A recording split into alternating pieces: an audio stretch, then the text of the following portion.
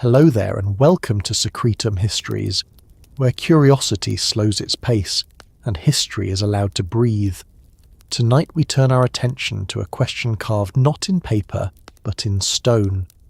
Across the desert sands of Egypt, beneath pyramids and hidden deep within rock-cut chambers, rulers were placed inside enormous stone coffins, sealed away behind walls, plugs, and passages that were meant never to open again.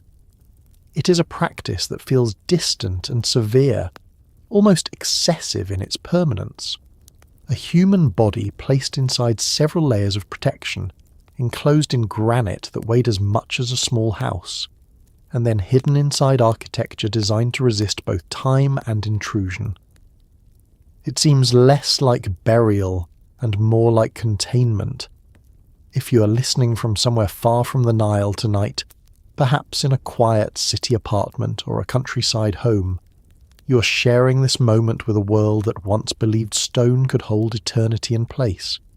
The hour in your corner of the world may be late, and the rhythm of your day may be winding down, but thousands of years ago craftsmen worked under the same stars carving boxes of stone so precisely that their seams are still difficult to slide a blade between. If you find this journey soothing or quietly intriguing, consider giving the video a like and subscribing. It helps this calm corner of history reach others who enjoy a slower look at the past. Now settle in and let us walk slowly into the desert, where the air is dry, the horizon is wide, and stone waits in silence. When we imagine an Egyptian burial, the first image that often appears is the sarcophagus. It is usually rectangular, sometimes carved in the shape of a human figure, heavy, solid, immovable. In museums, these stone coffins rest under bright lights, their surfaces etched with hieroglyphs and protective figures. They look impressive, but also strangely practical. They are boxes, thick ones. Yet when they were first carved, they were not meant to be seen by crowds. They were intended to disappear behind sealed doorways and hidden corridors. That alone begins to suggest something important. These objects were not built for display. They were built for endurance. The word sarcophagus comes from Greek, meaning flesh-eater, referring to a type of limestone believed to speed decomposition. But in Egypt, most royal sarcophagi were made of granite, basalt, quartzite, or other extremely hard stones.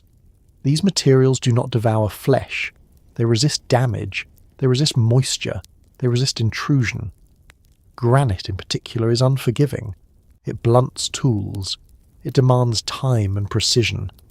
To hollow out a single massive block required coordination, labour, and extraordinary patience. The choice of such stone was deliberate. It communicated permanence. Pharaohs were not buried in simple wooden coffins. They were placed inside a sequence of containers. First the wrapped body, then one or more anthropoid coffins, often made of gilded wood, then a stone sarcophagus, and sometimes additional outer shrines made of wood and gold leaf that filled the burial chamber. It was containment layered upon containment.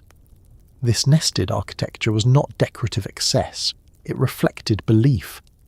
In Egyptian thought, the body was not merely a vessel discarded at death.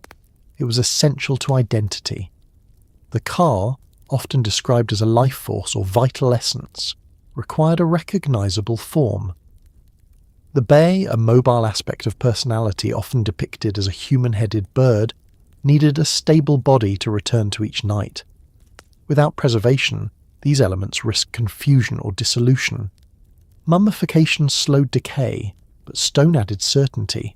Flesh could fail, linen could rot, gold could be stolen, granite endured. Consider the environment.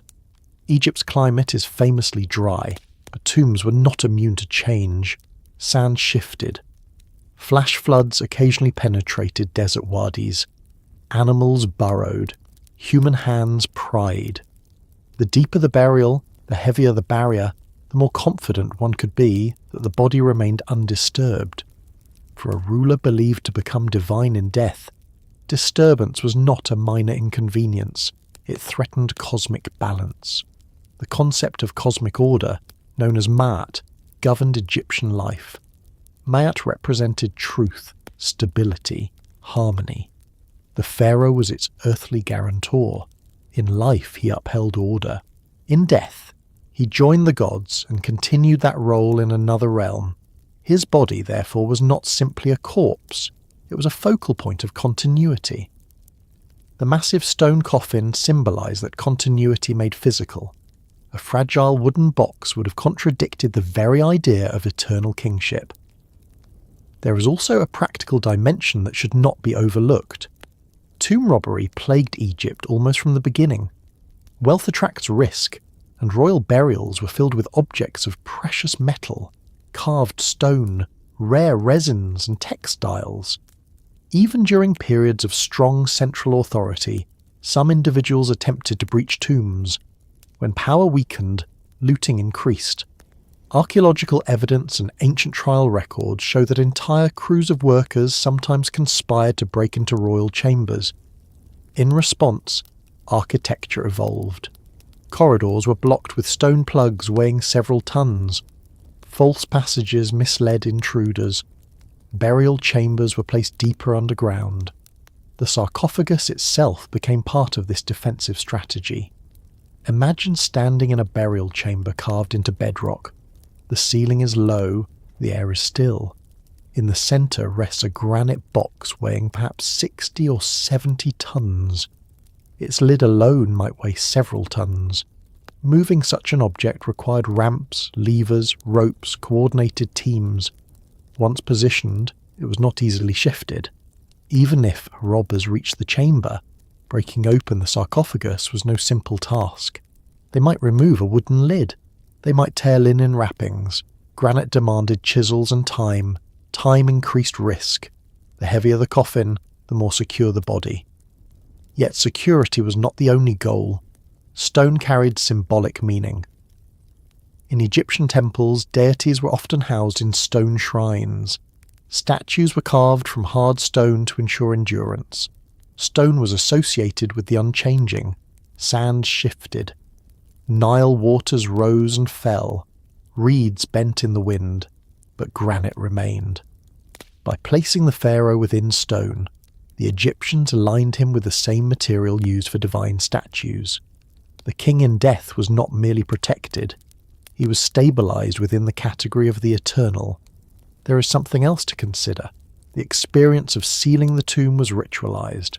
Priests performed ceremonies known as the opening of the mouth, symbolically restoring senses to the deceased. Offerings were presented, incantations were spoken.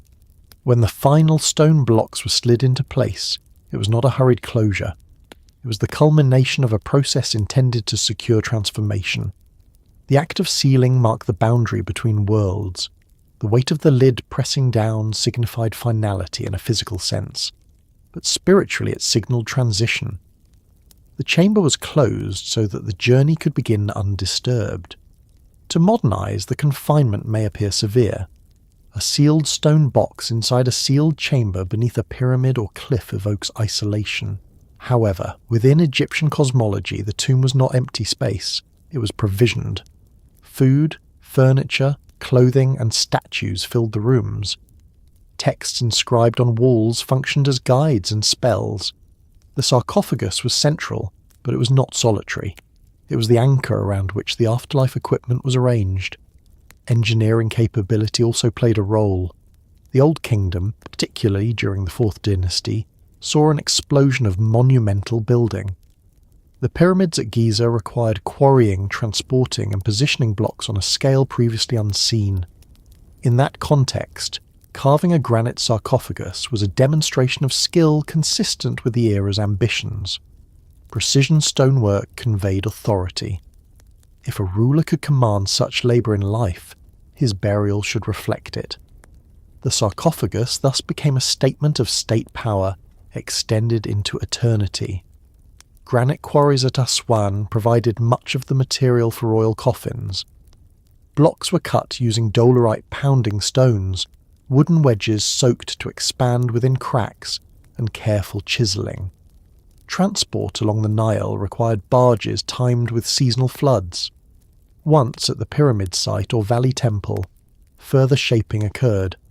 The interior cavity had to be hollowed evenly. The lid had to fit precisely. Such work demanded planning and expertise. The finished coffin was not an afterthought. It was integral to the tomb's design from early stages. Over time, styles shifted. Early sarcophagi were simple rectangular chests. Later examples included carved facial features and inscriptions. By the New Kingdom, anthropoid stone coffins became more common, echoing the shape of the mummy within. Yet the underlying principle remained consistent. Stone equaled durability. Durability equaled security. Security equaled eternal function. There is a psychological dimension as well. For those who participated in the burial, the physical heft of the sarcophagus reinforced belief. Lifting a wooden box is manageable. Standing beside a granite container that required dozens of workers to position produces a different impression. The weight itself communicated seriousness. It discouraged casual disturbance. It conveyed that what lay inside was not ordinary. Ritual and architecture worked together to shape perception. Even the darkness of the chamber contributed. Once sealed, the space remained unlit for centuries unless breached. In Egyptian belief, darkness was not necessarily negative. It was the primordial state before creation, the fertile void from which the sun emerged each day. The sealed tomb mirrored this cosmological pattern. The king rested within darkness, awaiting regeneration aligned with the sun's cycle. The stone coffin, inert and massive, held him steady within that cycle. Archaeological discoveries offer insight into what happened when seals failed. In many tombs, sarcophagi were broken, lids displaced, contents scattered. Robbers targeted jewellery and amulets. Yet in some cases, the stone coffin survived intact even when outer layers were compromised. The durability achieved its purpose, at least partially. The effort invested was not misplaced. It is important to remember that most Egyptians did not receive such burials. Massive stone coffins were reserved primarily for royalty and high elites. This exclusivity underscores their meaning. The pharaoh was not merely another deceased individual. He was a pivot point between realms. His burial demanded materials and methods that reflected that role. The sealing of the sarcophagus also intersects with ideas of purity. After mummification, the body was wrapped meticulously. Amulets were inserted at precise locations. Resin was applied to protect and seal linen layers. Placing the mummy into a stone container added another barrier against contamination. Physical purity paralleled ritual purity. The enclosure reduced contact with insects, moisture, and accidental disturbance. As we move deeper into this subject, the reasons accumulate rather than replace one another. Protection against theft, preservation of the body, symbolic association with permanence, demonstration of power, reinforcement of belief, ritual closure. None stands alone. Together they explain why Egyptian rulers were enclosed in coffins that appear almost excessive by modern standards. Excess was part of the message. Eternity was not approached casually. In later periods, as political control fluctuated and resources shifted, burial practices adapted. Some sarcophagi were reused, some tombs were hidden more carefully than grandly constructed. Yet the central idea persisted. Stone remained the preferred guardian of the royal dead. Even when pyramids gave way to hidden valley tombs, granite coffins continued to anchor the burial chamber. Standing today in the Valley of the Kings, one can look into chambers where painted walls remain vivid. In the centre, often broken or empty, sits the sarcophagus. Even damaged, it dominates the room. Its presence reminds us that the burial was never meant as a fleeting gesture. It was an architectural event designed to outlast memory. And as we continue, it becomes clear that the massive stone coffin was not merely a container. It was a calculated intersection of theology, engineering, security, and identity. Each layer of stone and ritual pressed the idea that the king's existence did not conclude at death, but transitioned under careful supervision. The weight of granite expressed confidence that order would endure. From this foundation of stone and belief, further questions emerge about how the tomb itself functioned as more than storage, how architecture and coffin worked together as a unified system, intended not only to protect the body but to activate transformation. When we picture a sarcophagus, it is easy to reduce it to a single idea. A coffin, but made of stone. A heavier version of something familiar. A container with thicker walls. A box for a body. That description is technically correct, and yet it barely touches what it represented in ancient Egypt. A royal sarcophagus was not simply a receptacle. It was an object saturated with meaning, engineered with purpose, and placed with intention at the very centre of a carefully designed universe of stone. To understand what a sarcophagus really was, one must first step back from modern assumptions about burial. In many cultures today, the coffin is temporary. It holds the body for a short span of time before decay proceeds in expected ways. The emphasis is often on ceremony rather than endurance. In ancient Egypt, particularly for a pharaoh, endurance was the point. The sarcophagus was never meant to surrender to time, it was built to confront it. Physically, these coffins were imposing. Many were carved from single blocks of granite, quartzite, basalt, or other hard stones. Granite, quarried at Aswan, was a favoured material during the Old Kingdom and beyond. It is dense, difficult to cut, resistant to erosion, and visually striking. Its crystalline surface catches light in subtle ways, even in the dim glow of torchlight. The selection of granite was not accidental. It demanded labour, skill, and resources. Choosing such a material announced that this burial mattered on a scale beyond the ordinary. The size alone requires pause. Some royal sarcophagi weighed dozens of tons. The lid could weigh as much as a small vehicle. Moving such mass without modern machinery required coordinated teams, sledges, lubricated paths of mud or water, and careful planning. The object was not something that could be adjusted casually once placed. Its position within the burial chamber had to be anticipated from the earlier stages of tomb construction.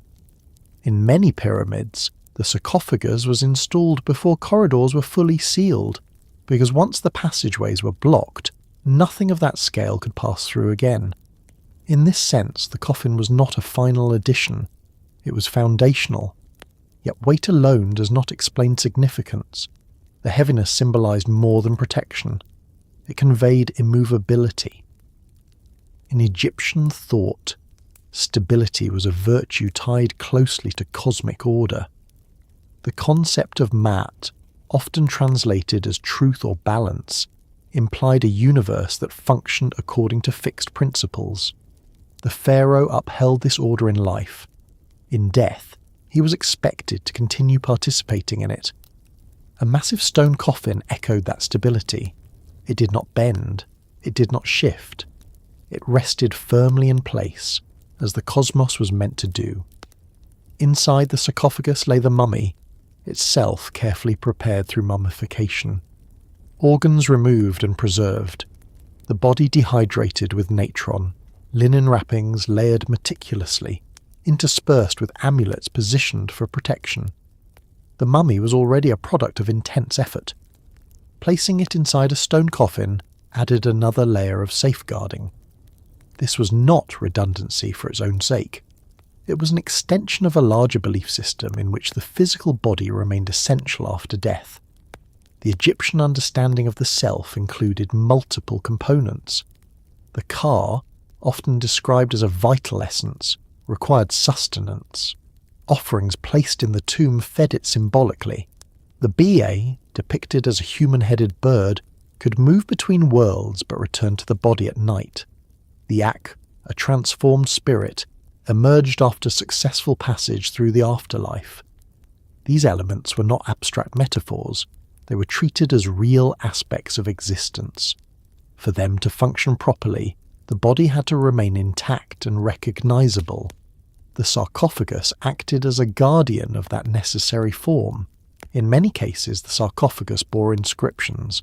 Protective spells from pyramid texts, coffin texts, or later the Book of the Dead were carved into interior or exterior surfaces. These inscriptions were not decorative flourishes. They were functional. Words themselves were believed to hold power. By inscribing spells into stone, permanence was transferred to language. The coffin thus became not only a physical shield but a textual one. The granite walls carried instructions and protections meant to operate indefinitely. The shape of the sarcophagus also evolved. Early examples were simple rectangular chests with flat lids. Their geometry echoed architectural forms, particularly the concept of the house. The tomb was often referred to as the House of Eternity. The sarcophagus within that house became a smaller chamber, an inner sanctum. Later periods introduced anthropoid forms, carving the coffin lid into the likeness of the deceased with crossed arms and stylized features. This was more than aesthetic change. It reinforced identity. The coffin mirrored the individual, ensuring that the spiritual components could identify their physical anchor. Consider also the placement within the burial chamber. The sarcophagus typically occupied the central position. Surrounding it might be canopic chests, shabti figures intended to perform labour in the afterlife, and shrines or nested coffins. The architecture directed attention inward toward that stone core. Corridors narrowed, ceilings lowered, walls enclosed. The design created a progression from outer world to inner chamber. At the heart of that progression rested the sarcophagus. It was the axis around which the entire tomb revolved. There is an architectural parallel worth noting. Egyptian temples housed statues of gods within inner sanctuaries called naos shrines. These shrines were often made of stone and enclosed the divine image tightly. Only priests entered those chambers. The resemblance between a temple shrine and a royal sarcophagus is not coincidental. The deceased king, identified with Osiris and later associated with Ra, occupied a status that blurred the boundary between human and divine. Enclosing him in stone echoed the way deities were housed. The coffin functioned almost as a shrine for the transformed ruler. The process of sealing the sarcophagus carried ritual weight. After final ceremonies, the lid was lowered into place. In some cases, it was sealed with mortar or gypsum plaster. This act symbolized closure but also initiation. The barrier marked the beginning of the king's next phase of existence. It was not intended as abandonment. It was structured departure. From a security standpoint, the thickness of the walls posed practical obstacles. Granite is notoriously difficult to cut, especially with ancient tools. Dolerite pounding stones and copper chisels could shape it, but breaking through it inside a cramped tomb would have required sustained effort. Tomb robbers historically targeted more accessible valuables first. The sarcophagus, when intact, slowed intrusion. Even when breached, its fragments testify to the difficulty involved. Yet it would be incomplete to see the sarcophagus only as defense against thieves. It was also a defense against time itself. Egypt's desert climate preserves organic material unusually well, but not indefinitely. Moisture fluctuations, insects, and microbial activity still posed threats. Encasing the mummy within stone created a microenvironment less susceptible to external changes. The coffin acted as insulation against subtle shifts in temperature and humidity. The visual impact inside the chamber mattered as well. Torches flickering against polished stone would have reflected faintly from the granite surface. The coffin's mass filled the room with presence. Those who entered during burial rites would have felt its gravity, both literal and symbolic. It anchored the space emotionally. It reinforced the seriousness of what was unfolding. Transporting such an object from quarry to tomb involved a logistical chain that demonstrated centralized power. Quarry workers extracted the block. Craftsmen shaped it. Labourers hauled it along prepared routes. River barges carried it north or south depending on the location. Teams then dragged it to the tomb site. Each stage required coordination. The sarcophagus was thus a product of national effort. Its presence within the tomb embodied the reach of the state. In Old Kingdom pyramids, the burial chamber was often located deep within the structure, sometimes below ground level. The sarcophagus sat in a chamber lined with granite blocks. This granite lining extended the symbolism, stone enclosed stone. The coffin was not an isolated object, but part of a broader stone architecture designed to create a stable environment. As centuries passed and burial practices shifted to Hidden Valley tombs, the sarcophagus retained its centrality. In the Valley of the Kings, chambers were cut into limestone cliffs. Granite sarcophagi were lowered into these spaces through carefully planned shafts or corridors before final blocking. The stone coffin remained the non-negotiable core of royal burial even as pyramid construction declined. There is also a philosophical layer. A wooden coffin can be burned or rot away. Stone resists transformation. By placing the body within stone, the Egyptians aligned the deceased with geological time rather than biological time. Rock forms over millions of years. It erodes slowly. To enclose a king in granite suggested that his presence would endure on a scale beyond ordinary human decay. It was a statement about duration. The interior of many sarcophagi was carefully smoothed. Some even included carved recesses for the head or body alignment. This was not crude containment. It was tailored housing. The body lay fitted within a cavity shaped intentionally. The precision of fit symbolized care and foresight. Occasionally, lids were carved with inscriptions naming the king, listing titles, invoking deities.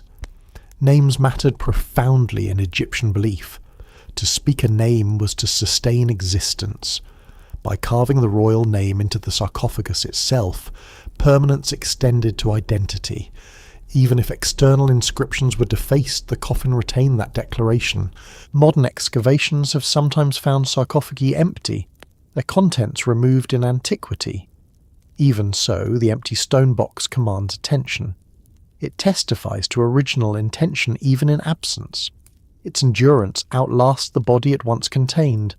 In that sense, it achieves part of its purpose regardless of historical disturbance. When considering what a sarcophagus really was, it becomes clear that it functioned on multiple levels simultaneously. It was a physical container. It was a ritual instrument. It was a symbolic anchor. It was an engineering achievement.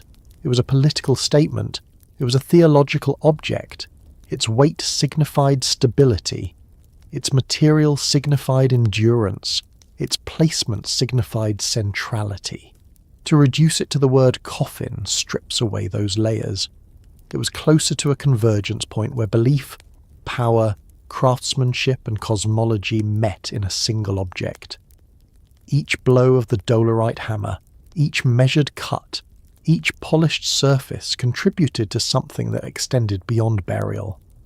The sarcophagus was designed not only to hold a body, but to hold a worldview in stone, and as the burial chamber walls rose around it, and the corridors narrowed toward it, and the final lid was lowered with care, the sarcophagus settled into its place as the silent core of an eternal design, waiting in darkness as the tomb around it completed its transformation from construction site to sealed horizon, preparing for the next layer of protection that would surround it in nested form and architectural intent.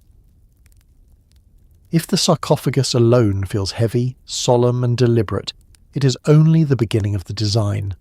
The stone coffin was rarely the final boundary between the pharaoh and the outside world. Instead, it was one layer in a carefully constructed sequence of enclosures. The Egyptians did not rely on a single barrier. They built systems within systems, containers inside containers, each adding another degree of separation, protection, and meaning. What appears at first glance to be a coffin was in reality the innermost chamber of a larger architectural idea. A royal burial was arranged like a set of concentric shells. At the centre lay the mummified body, wrapped in linen, amulets placed with precision along the torso, fingers and chest. Around that body might be a thin anthropoid coffin of wood, painted and gilded. Around that, another coffin, sometimes larger, sometimes more elaborately decorated. In certain cases, particularly during the New Kingdom, There were 3 nested coffins, one inside the other, each fitting closely.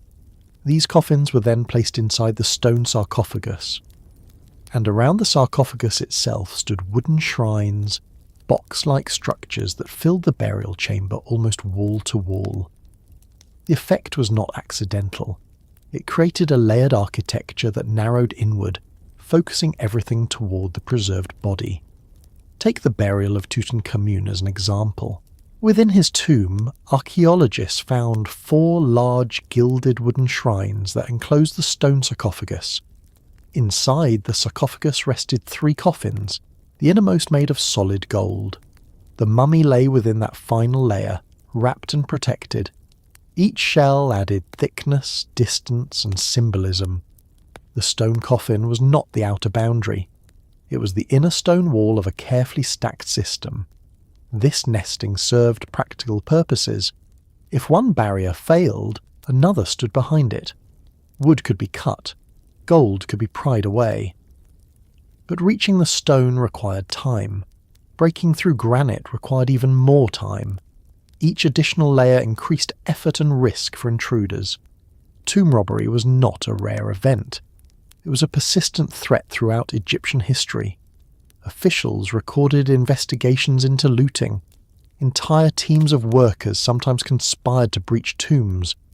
The nested design acknowledged that reality. It did not rely on hope. It relied on delay. Yet security alone does not explain the repetition of enclosure. The layering reflected cosmological thinking.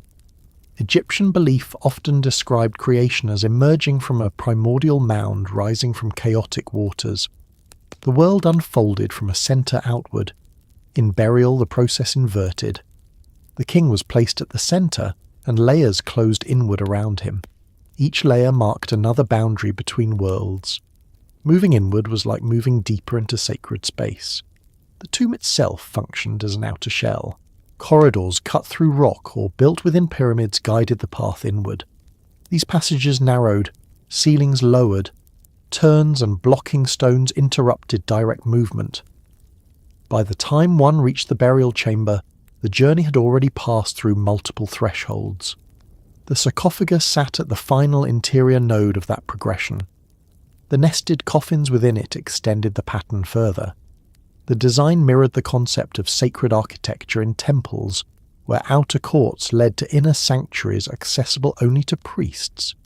In burial, the deceased king occupied the innermost sanctuary. Consider the physical sensation of being inside such a chamber during burial rites. Torches flicker against painted walls. Priests chant. The sarcophagus stands open. The nested coffins are assembled. The mummy is placed within the innermost shell. Each lid is lowered sequentially. With every closure, space tightens. Air grows heavier. Sound dulls. The ritual builds toward final sealing. By the time the stone lid is set in place, the sense of separation is complete. The king is enclosed within enclosure. There is also symbolic correspondence between these layers and the Egyptian conception of the person. Just as the body possessed multiple aspects, the burial environment possessed multiple skins. The outer tomb protected the inner chamber. The chamber protected the sarcophagus. The sarcophagus protected the coffins. The coffins protected the body. The body housed the car and bar. Protection echoed inward until it reached the most vulnerable point. The repetition of shells reinforced the idea that no single boundary was sufficient for eternity. Materials varied according to era and resources, but the principle endured. In the Old Kingdom, granite sarcophagi were sometimes placed directly in burial chambers with minimal wooden nesting. Over time, elaboration increased. By the New Kingdom, the nested system reached extraordinary complexity. Gilded wood, inlaid glass, semi-precious stones, painted hieroglyphs and protective deities adorned each surface. These surfaces were not random decoration. They were layered fields of magic. Every coffin bore images of gods with outstretched wings, protective spells and symbols of rebirth. The stone sarcophagus itself could carry carved reliefs on its exterior. Inside, spells might be inscribed to guard the body.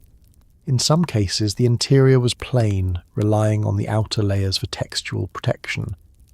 The coordination between these surfaces suggests planning rather than improvisation. Designers understood the burial chamber as a cohesive environment. Nothing functioned in isolation.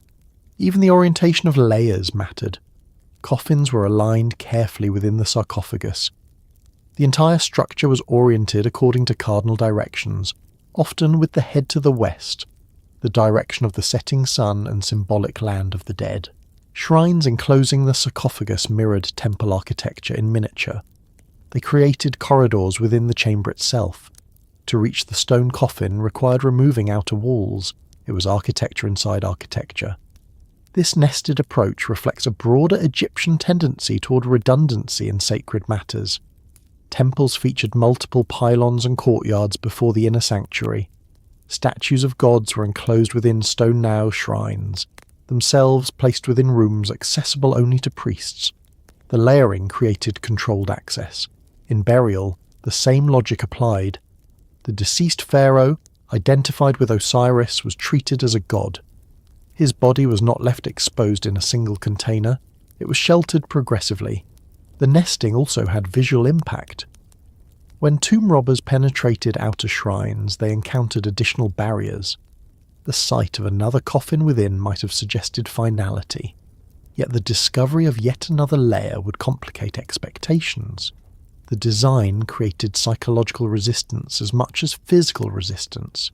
Each removed layer revealed further work ahead. There is a temporal dimension as well. The more layers present, the longer the burial preparation required. Crafting multiple coffins demanded skilled artisans. Carving and gilding shrines required time and materials. The extended process signalled investment. It demonstrated that the king's passage to the afterlife warranted prolonged attention. The nested structure embodied the duration of effort itself. Within the innermost coffin, amulets rested at specific positions. Scarabs, jed pillars, and other symbols were placed deliberately. These objects interacted with spells inscribed on surrounding surfaces. The layering of materials corresponded to layering of meaning. Linen protected flesh. Wood protected linen. Stone protected wood. Text protected spirit. Ritual sealed everything together. The burial chamber was often designed to accommodate the full nested system precisely. In Tutankhamun's tomb, the shrines nearly touched the walls, leaving minimal space to maneuver. This tight fit was not careless planning. It reinforced enclosure. Once assembled, the structure left little room for intrusion without dismantling components sequentially. The nested architecture also addressed environmental threats. Wooden coffins shielded the mummy from direct contact with stone surfaces, which could condense moisture in rare, humid conditions. Resin and plaster sealed gaps. Stone walls moderated temperature fluctuations. Each layer contributed to microclimatic stability. Even after sealing, the layering continued conceptually. Blocking stones sealed corridors. Plaster seals stamped with royal necropolis marks closed entrances. In pyramid complexes, massive casing stones enclosed internal chambers. The nesting extended outward beyond the burial chamber itself. The entire monument functioned as the outermost shell. The Egyptians did not think in terms of minimal sufficiency when it came to royal burial. They thought in terms of adequacy for eternity. Eternity, by definition, demands excess in the present. A single barrier might suffice for decades, multiple barriers aimed at millennia. When archaeologists first entered intact tombs, the sequential discovery of layers created a sense of unfolding revelation. Removing outer shrines revealed inner coffins. Lifting lids exposed further shells. The process mirrored the original burial in reverse. What was intended as permanent concealment became staged disclosure. The nested architecture controlled experience in both directions. There is something deeply methodical about this approach. It resists improvisation. Each layer had to be measured to fit within the next. Clearances were minimal. Weight calculations mattered. The sarcophagus had to accommodate coffins precisely. Shrines had to fit within the chamber. The tomb corridor had to permit delivery of the largest components before final blocking. The entire system required coordination across disciplines. Symbolically, nesting communicated hierarchy. The innermost core held highest value. Surrounding shells diminished slightly in material richness outward. Gold at the centre, gilded wood outside, stone beyond that, rock walls beyond that, earth and desert sand at the outermost boundary. Movement from outer to inner mirrored ascent through sacred ranks. The repetition of enclosure also reinforced the notion that the king's body was not to be encountered casually. Access required dismantling boundaries deliberately. In life, the pharaoh's presence was controlled through palace architecture and protocol. In death, architecture continued that control. Even when tombs were robbed and layers disturbed, the design still speaks through surviving fragments. Broken coffin lids lie beside shattered sarcophagi. Gilded panels show impressions where outer shrines once stood. The complexity is visible in absence. It becomes clear that the sarcophagus alone cannot explain the burial strategy.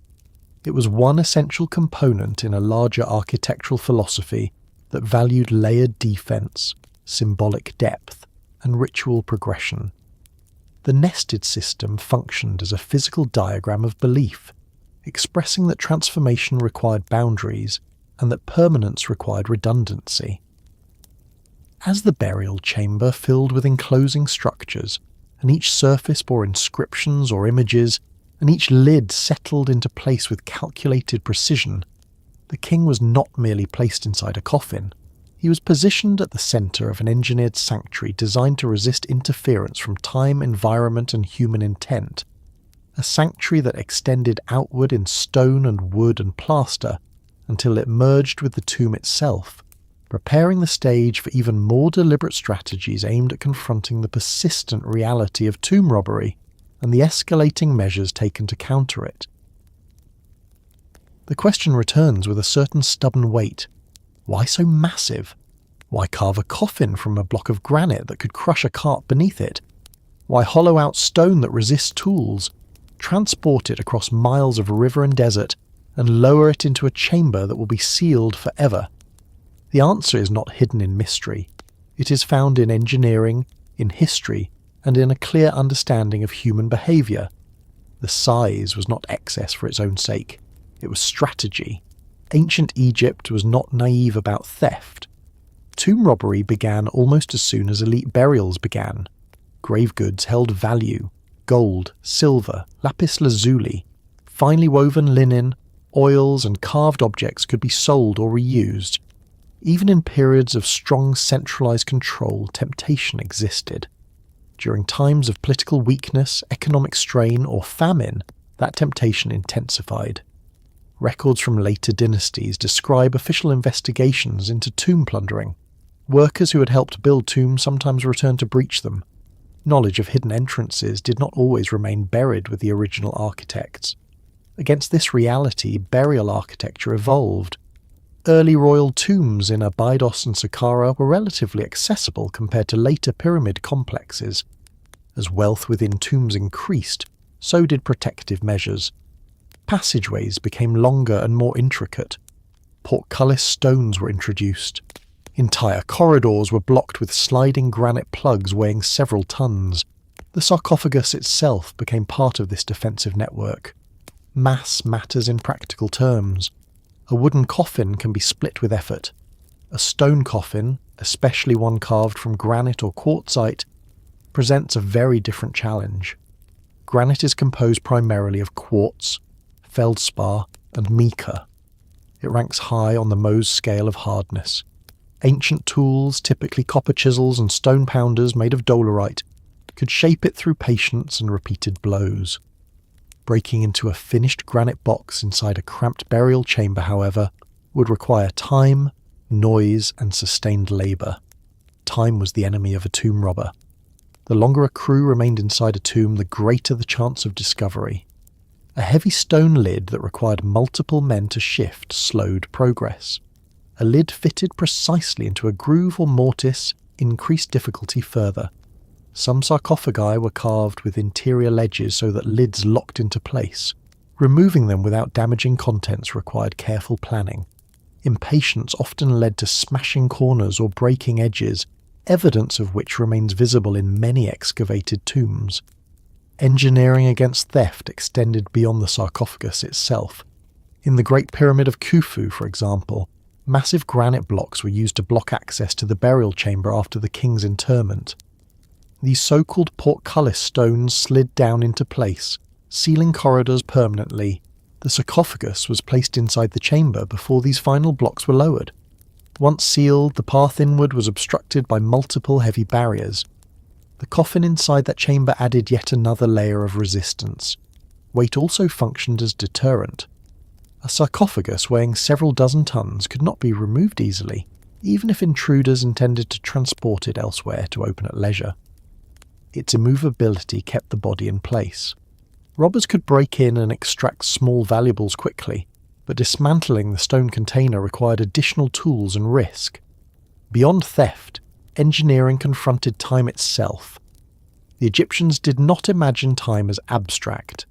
They experienced it through decay, erosion, and shifting sand. Organic material deteriorates. Even in Egypt's arid climate, linen can weaken, wood can warp, insects can infiltrate. Stone resists these processes more effectively than other materials available in antiquity. Granite, once carved and polished, changes very slowly. Enclosing the body within thick stone walls created a stable micro-environment. Thermal stability matters in preservation. Thick stone buffers rapid temperature fluctuations. Inside a deep tomb, daily temperature variation is minimal compared to the surface desert. The sarcophagus, placed within such a chamber, further insulates the mummy from minor changes. Even small variations in humidity can accelerate degradation over centuries. Stone slows the transfer of moisture from surrounding air. While not airtight in modern terms, the enclosure limits airflow and exposure. Engineering considerations extended to structural integrity. Burial chambers cut into bedrock or built within pyramids had to bear the weight of tons of masonry overhead. The sarcophagus was often positioned directly on bedrock or on a prepared stone floor capable of supporting its mass without shifting. A heavy coffin required stable footing. Engineers had to calculate load distribution, even if not in mathematical language familiar today. Experience taught them which materials would hold and which would fracture. Transport logistics revealed additional layers of planning. Quarrying granite at Aswan involved cutting channels around a block using pounding stones. Wooden wedges inserted into cracks were soaked to expand and split the stone from the bedrock. Once detached, the block was roughly shaped at the quarry to reduce weight. Transport along the Nile required barges timed with annual floods, when water levels were high enough to navigate close to construction sites. From the riverbank, sledges hauled the block across prepared roads, likely lubricated with water to reduce friction. Relief carvings from later periods depict teams pulling heavy statues on sledges, while a figure pours liquid before the runners. This was not guesswork. It was established technique. Upon arrival at the tomb site, final shaping occurred. The interior cavity had to be hollowed evenly, with walls thick enough to prevent cracking. Corners required careful smoothing. The lid had to match precisely. A poorly fitted lid would compromise security and symbolism alike. Crafting such an object required artisans experienced in stonework. Their skill represents a form of applied engineering often overlooked in discussions focused solely on religion. The massiveness also communicated power. The ability to quarry, transport, and position such heavy stone demonstrated control over labour and resources. A pharaoh who commanded thousands of workers to build pyramids could command dozens to carve and haul a granite coffin. The sarcophagus was a small but potent symbol of centralised authority. It said, in stone, that the king's reach extended from quarry to river to tomb. There is also the question of scale relative to the human body. A pharaoh's mummy weighs only a fraction of the sarcophagus that encloses it. The disparity is striking. The stone container might outweigh the body by hundreds of times. This disproportion suggests that the coffin was never meant as mere packaging. It functioned as monument in miniature. It reflected the logic of pyramid construction on a smaller scale. Surround something fragile with something vast and durable. In periods when pyramid building declined and tombs were hidden in the Valley of the Kings, the engineering focus shifted but did not diminish. Instead of constructing massive superstructures visible from miles away, architects concealed entrances in cliff faces. Corridors angled downward into rock. Burial chambers were carved deep within limestone hills. Granite sarcophagi were lowered into these chambers before final sealing. The absence of a pyramid above ground did not eliminate the need for durable stone below. Archaeological evidence shows that robbers often succeeded despite these precautions. Many royal tombs were looted within decades or centuries of burial. Yet the engineering response continued. When one method proved insufficient, another was attempted. Deeper chambers, hidden entrances, more complex blocking systems, heavier coffins. The persistence of massive sarcophagi indicates that engineers and priests believed weight still mattered. Stone also resists fire better than wood. While fire may not have been a primary concern in desert tombs, the potential for damage from accidental flames during burial rites or later intrusion existed. Granite would not burn. It would crack under extreme heat, but it would not be consumed. In an environment where oil lamps and torches were used, this durability added reassurance. The choice of stone type sometimes reflected symbolic associations as well. Red granite from Aswan carried connotations linked to the sun and vitality. Black basalt could evoke fertility of the Nile silt. Quartzite offered warm tones. While practicality dominated engineering decisions, aesthetic and symbolic preferences influenced selection where feasible. In some cases, sarcophagi were carved with interior drainage channels or sloped bases to allow liquids to settle away from the body. Resins used in mummification could seep slightly during initial burial stages. Thoughtful shaping of interior surfaces demonstrates awareness of material behavior. This was not random hollowing. It was controlled carving informed by experience. The lid design often incorporated raised edges or dovetail-like fits. Some lids had projecting lips that sat within grooves on the coffin body. This prevented lateral sliding. Removing such a lid required lifting straight upward, not simply pushing aside. In a tight chamber with limited leverage, lifting several tons vertically posed significant challenge. Engineering against time and theft did not guarantee success. No system is absolute. But the Egyptians pursued cumulative difficulty. Each added obstacle multiplied effort required for intrusion. The massive sarcophagus formed a central node in that network of obstacles. Even today, standing before an empty granite coffin in a museum or within a tomb, one senses its stubbornness. Its surface bears tool marks smoothed by ancient hands. Its interior cavity remains silent testimony to the labour invested. It feels less like furniture and more like architecture reduced to human scale. The engineering mindset behind these coffins reflects a broader Egyptian approach to monumentality. Build for permanence, anticipate interference, account for decay, design redundancy. Accept that nothing is completely secure, but increase the cost of violation. And as tomb builders refine their techniques in response to persistent threats, and as stone coffins grew heavier and more precisely fitted, and as corridors became more deceptive and chambers more secluded, the sarcophagus remained at the centre of this ongoing contest between preservation and intrusion, embodying both the practical ingenuity of ancient engineers and the relentless awareness that eternity required defence not only against nature, but against human hands. The sand above a tomb can look undisturbed for centuries. Wind smooths the surface. Footprints vanish. From a distance, the desert appears neutral, almost indifferent.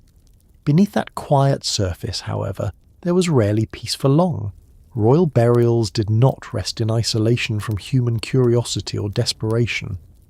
Almost from the beginning of Egypt's monumental tomb building, there existed a parallel tradition, intrusion, and with intrusion came response.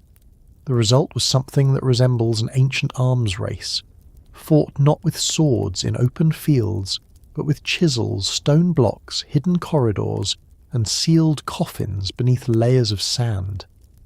It is tempting to imagine tomb robbery as an occasional crime carried out by outsiders who stumbled upon buried treasure. The historical record suggests something more organised and persistent. Inscriptions and papyri from later periods, especially during the New Kingdom, describe investigations into tomb plundering. Officials interrogated suspects, confessions were recorded, punishments were severe. These documents make clear that tomb robbery was not a rare anomaly. It was an ongoing problem. The reason is not difficult to understand. Royal tombs were filled with wealth. Gold funerary masks, jewellery, vessels of precious metal, inlaid furniture, carved alabaster jars, oils, textiles and statues were placed within chambers intended to serve the king in the afterlife. To those struggling with famine, unpaid labour or political instability, these goods represented opportunity. The desert concealed riches that could not defend themselves. Many tombs were constructed by specialised workers who lived in dedicated communities such as the village of Deir el-Medina during the New Kingdom. These craftsmen possessed detailed knowledge of tomb layouts, hidden entrances and blocking systems.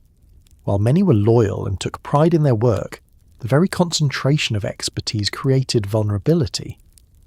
When wages were delayed or economic hardship struck, some of these workers or their associates turned their knowledge toward exploitation.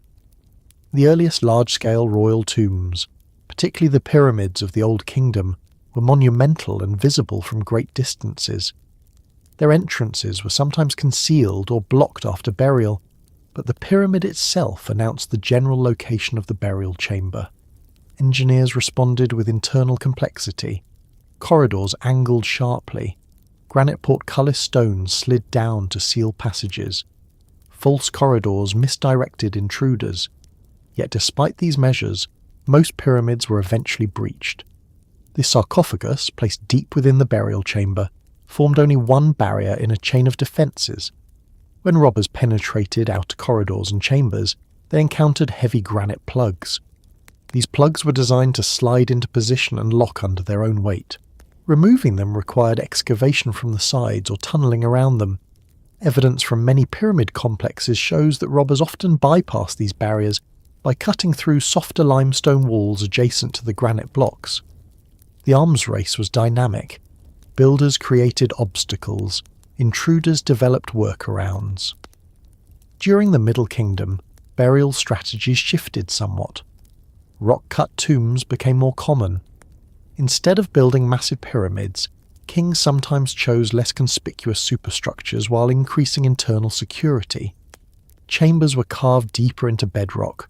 Entrances were hidden more carefully. Still, robbery persisted. The incentive remained strong.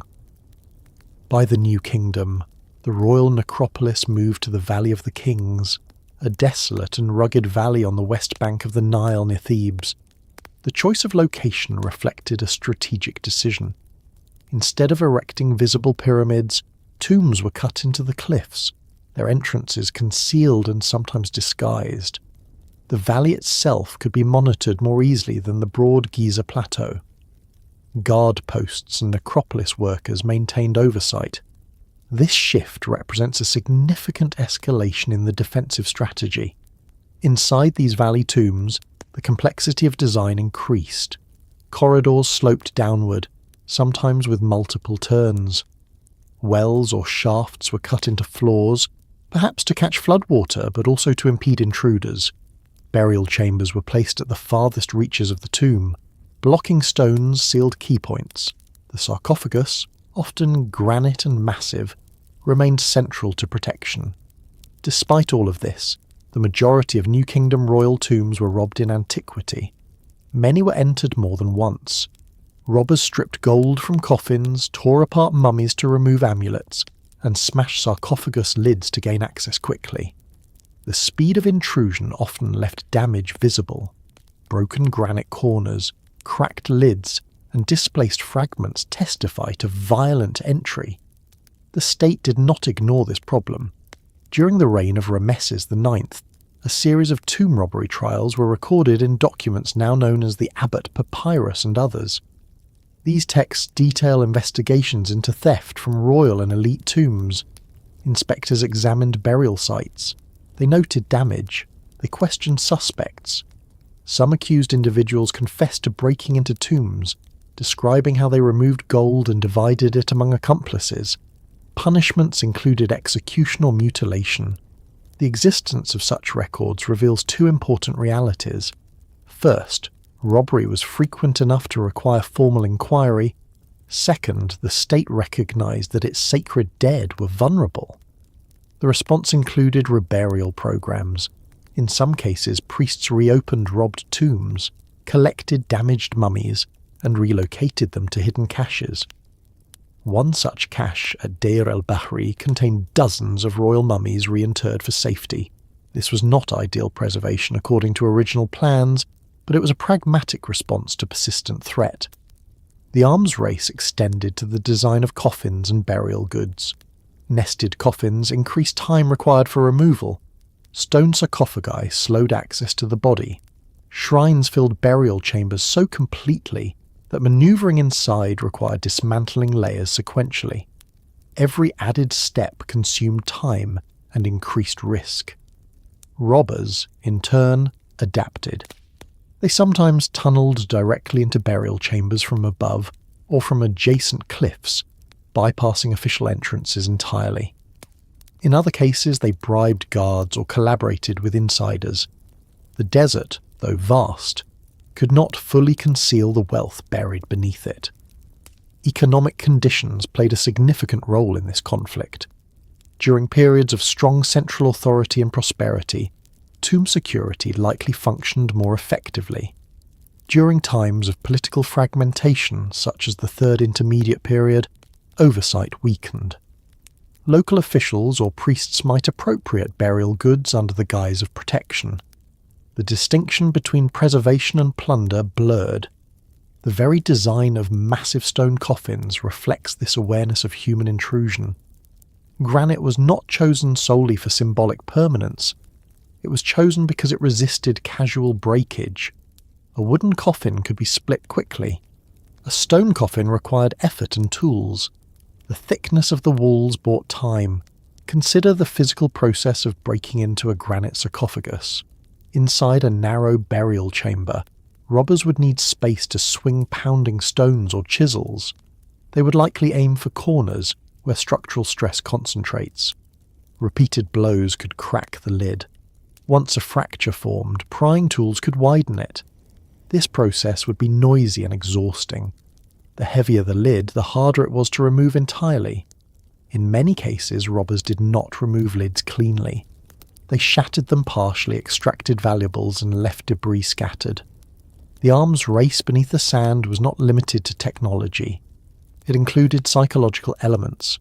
The belief in curses or divine retribution may have deterred some individuals, but hunger and greed often overcame fear. Builders carved protective spells and warnings into walls and coffins. Whether these inscriptions had practical deterrent effect is difficult to measure, but they reflect the desire to guard the tomb on multiple levels. Over time, burial wealth diminished. By later periods, economic realities reduced the quantity of gold placed in tombs. Coffins became more modest. This shift may have been partly defensive.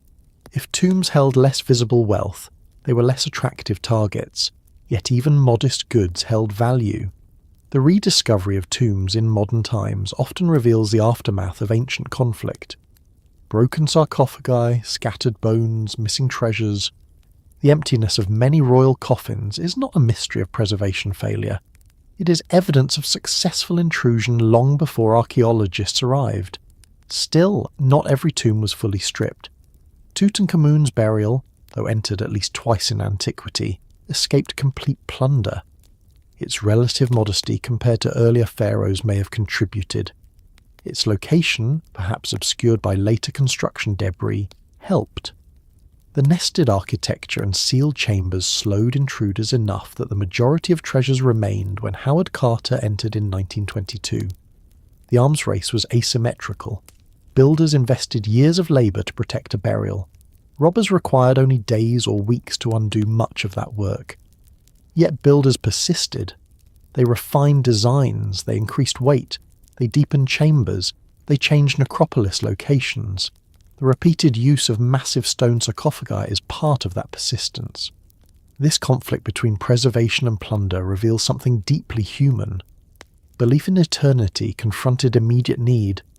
Royal ideology demanded that the king's body and goods remain undisturbed.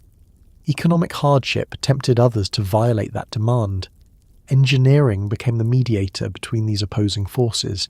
Even today, the sight of a cracked granite coffin in a tomb chamber carries the echo of that struggle. The fracture line across the lid tells a story of force applied in darkness. The surrounding painted walls still vibrant contrast with the violence inflicted on the stone core. The sand above these tombs eventually concealed both builder and robber.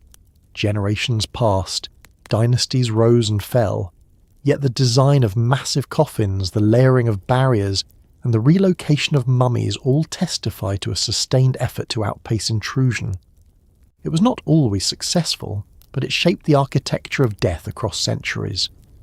And as tomb builders continued to adjust strategies, and as robbers continued to probe weaknesses, and as priests reopened ancient chambers to rescue what remained of their kings, the burial landscape beneath the desert evolved into a silent record of contest and adaptation, setting the stage for deeper exploration into why the preservation of the body mattered so profoundly that such an arms race was deemed necessary at all. By the time a pharaoh's body was carried into the burial chamber, wrapped in layers of linen and heavy with resin, it no longer resembled the living ruler who had once sat beneath ceremonial canopies or stood before temple walls. The features were tightened by dehydration. The skin had darkened. The body had been transformed deliberately. Yet for the Egyptians, this altered form was not a relic. It was a vessel. Preservation was not sentiment. It was strategy. Power did not end with death, and the body was the instrument through which it continued. To understand why preservation meant power, it is necessary to leave behind modern ideas about death as final separation. In Egyptian belief, death was transition. It was a passage from one state of existence to another. The deceased did not simply depart, he changed roles. For a pharaoh, that role shifted toward divinity. He became associated with Osiris, the god of the underworld, and with Ra, the solar deity who traversed the sky by day and the underworld by night. The king's transformation required continuity, and continuity required a stable physical anchor. The human being, according to Egyptian theology, consisted of multiple components. The ka represented a life force, a sustaining essence that required offerings of food and drink. The bear embodied personality and mobility, depicted often as a bird with a human head, able to travel between worlds. The Aki was a luminous, effective spirit achieved after successful passage through judgment. None of these aspects functioned independently of the body in a permanent way. They required a recognizable form to which they could return. This requirement explains the intensity of mummification. Organs were removed carefully and preserved in canopic jars or returned to the body after treatment. The brain was extracted.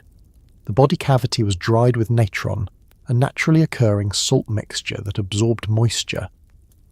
After dehydration, the body was anointed with oils and resins. Linen bandages were applied in layers, sometimes hundreds of meters in length. Amulets were inserted at specific locations, each carrying protective symbolism.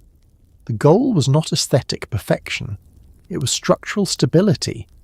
Decay represented disintegration, and disintegration threatened identity. If the body dissolved beyond recognition, the bear might fail to locate it, the K might lack a residence, the act might not emerge effectively. For an ordinary individual, this risk mattered. For a king, it was catastrophic. The pharaoh was not merely a private citizen. He embodied the state. His role extended beyond his lifespan. Preserving his body meant preserving the continuity of cosmic order. Power in ancient Egypt was inseparable from divine legitimacy. The pharaoh was considered the earthly representative of the gods. His authority derived from that connection. If his transformation into an effective spirit failed, the ideological foundation of kingship weakened. Preservation of the body thus reinforced the perception that royal power endured. A decayed or lost body symbolized disorder. There is a political dimension to this theology. The visible existence of royal mummies, at least within the knowledge of priests, confirmed continuity. During periods of instability, priests sometimes rewrapped and reinterred older royal mummies, labelling them carefully. The act of rewrapping was not simply protective, it reaffirmed legitimacy. To maintain the body was to maintain lineage. The vessel concept extended beyond the physical corpse. Statues placed within tombs functioned as backup bodies. These statues, often carved in durable stone, provided alternate residences for the car in case the mummy suffered damage. The redundancy mirrors the nested architecture of coffins and sarcophagi. Preservation was layered. The body was primary, but substitutes existed. Yet the mummy remained central. Statues could stand in temple courtyards. They could receive offerings. But the mummy embodied the individual in a way no substitute could replicate fully. Its features, even stylized by wrappings, reflected the specific person who had ruled. Names inscribed on coffins reinforced identity. The body, preserved and enclosed, became a focal point for ritual. Preservation also linked the pharaoh to myth. Osiris, according to Egyptian narrative, was killed and dismembered by his brother Seth. His wife Isis reassembled his body and restored him to life in a transformed state. This myth established a precedent. Restoration of the body preceded restoration of power. Mummification echoed this story symbolically. The wrapping process reassembled and fortified the body against chaos. The king followed the path of Osiris, emerging as a ruler in the afterlife. The sun god Ra provided another model. Each night Ra travelled through the underworld, confronting danger and renewing himself before dawn. The pharaoh, aligned with Ra, required an intact body as a point of departure and return. The coffin chamber functioned as the place of nightly regeneration. Without a stable vessel, this cycle would falter. The physicality of preservation mattered. Linen wrappings were layered tightly, sometimes coated with resin that hardened into a protective shell. This created rigidity. The mummy became less organic and more statue-like. In some periods, masks covered the face, presenting idealized features. The transformation from flesh to form reinforced permanence. The body was no longer subject to ordinary biological processes. It was stabilized for eternity. Power also meant visibility within ritual. Although tombs were sealed, certain rituals required access before final closure. Priests performed the opening of the mouth ceremony to symbolically restore senses. The preserved body lay at the center of this act. The ritual assumed that the body remained present and effective. Without preservation, the ceremony would lack its focal point. The emphasis on bodily integrity extended to prohibitions against desecration. Breaking a body, removing limbs, or defacing features carried severe symbolic implications. When robbers tore amulets from mummies or shattered coffins, they were not only stealing wealth, they were disrupting the integrity of the vessel. Priests who later collected damaged royal mummies and reburied them attempted to restore dignity and continuity. In later periods, particularly during times of foreign rule, the preservation of earlier royal mummies acquired additional political meaning. Priests safeguarding the bodies of ancient kings were also safeguarding national heritage. The mummies became tangible links to a golden past. Preservation meant continuity not just of spiritual power, but of cultural identity. It is easy to underestimate the engineering knowledge embedded in mummification. The use of natron effectively halted bacterial growth by removing moisture. Resins provided antimicrobial properties. Linen wrappings stabilized fragile tissue. These methods reflect empirical observation accumulated over centuries. While framed in religious language, the practice was grounded in consistent technique. The sarcophagus and nested coffins extended this preservation outward. The stone container insulated the mummy from environmental fluctuations. The layering reduced exposure to air and insects. The sealed chamber minimized disturbance. Each stage reinforced the idea that the body was a vessel requiring defense. Power in life involved control over territory, labor, and resources. Power in death involved control over transformation. The preserved body was the mechanism through which transformation occurred reliably. A king whose body endured could continue to receive offerings, to intercede with gods, to symbolize stability. Even if the public never saw the mummy, its continued existence within the tomb sustained the ideological structure. There is a psychological element embedded in preservation. For those who prepared and buried the king, the intact body provided reassurance. It was evidence that the rituals had been performed correctly. It allowed priests to envision the king's continued journey. The vessel remained available. When modern archaeologists unwrap mummies or scan them using imaging technology, they reveal not only skeletal structure, but also the deliberate care invested in preservation. The alignment of limbs, the placement of amulets, the careful wrapping around fingers and toes all speak to intention. The body was treated as sacred architecture. The link between preservation and power is therefore multifaceted. Theologically, the body enabled transformation. Politically, it symbolized continuity. Ritually, it served as focal point. Practically, it required defense. The sarcophagus, the nested coffins, the sealed chamber all converge on this central premise. Without the preserved body, royal power after death could not operate as intended.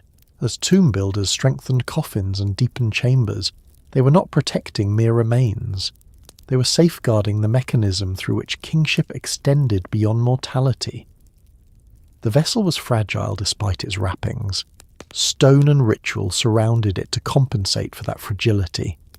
And as the mummy settled within layers of linen and resin, and as coffins closed around it in measured sequence, and as granite lids pressed down into fitted grooves, the preserved body became the quiet core of a system designed to project authority into realms unseen, preparing the ground for deeper exploration into the spiritual components that required that vessel so urgently, and the souls that depended upon its endurance. The preserved body resting within layers of linen and stone was never intended to lie dormant as a relic. It was a residence. Within Egyptian belief, the human being was not a single indivisible unit that dissolved at death. It was a composite of forces and identities that required coordination. Among these, the Ka and the Bai stand at the centre. These were not abstract metaphors invented for comfort. They were functional aspects of existence, and they required a home. The K can be described as a vital essence, but that phrase does not fully capture its role. The K was the animating force received at birth, a kind of spiritual double that sustained life. It was often depicted in hieroglyphs as two upraised arms, an image suggesting embrace or support. The Ka was nourished through offerings. In life, food sustained the body. In death, symbolic offerings sustained the Ka. Tomb walls frequently depict scenes of bread, beer, meat, fruits, and incense presented before the deceased. These images were not decorative reminders of past abundance. They were functional representations meant to provide nourishment eternally. Without a stable body, the Ka's relationship to the individual weakened. It required a recognizable form to which it remained attached. The preserved corpse inside the sarcophagus was that anchor. If decay erased identity, the Ka's residence would become uncertain. The massive stone coffin and nested architecture surrounding it were therefore not simply barriers against theft. They were walls protecting a dwelling. The Bay, by contrast, embodied mobility and individuality.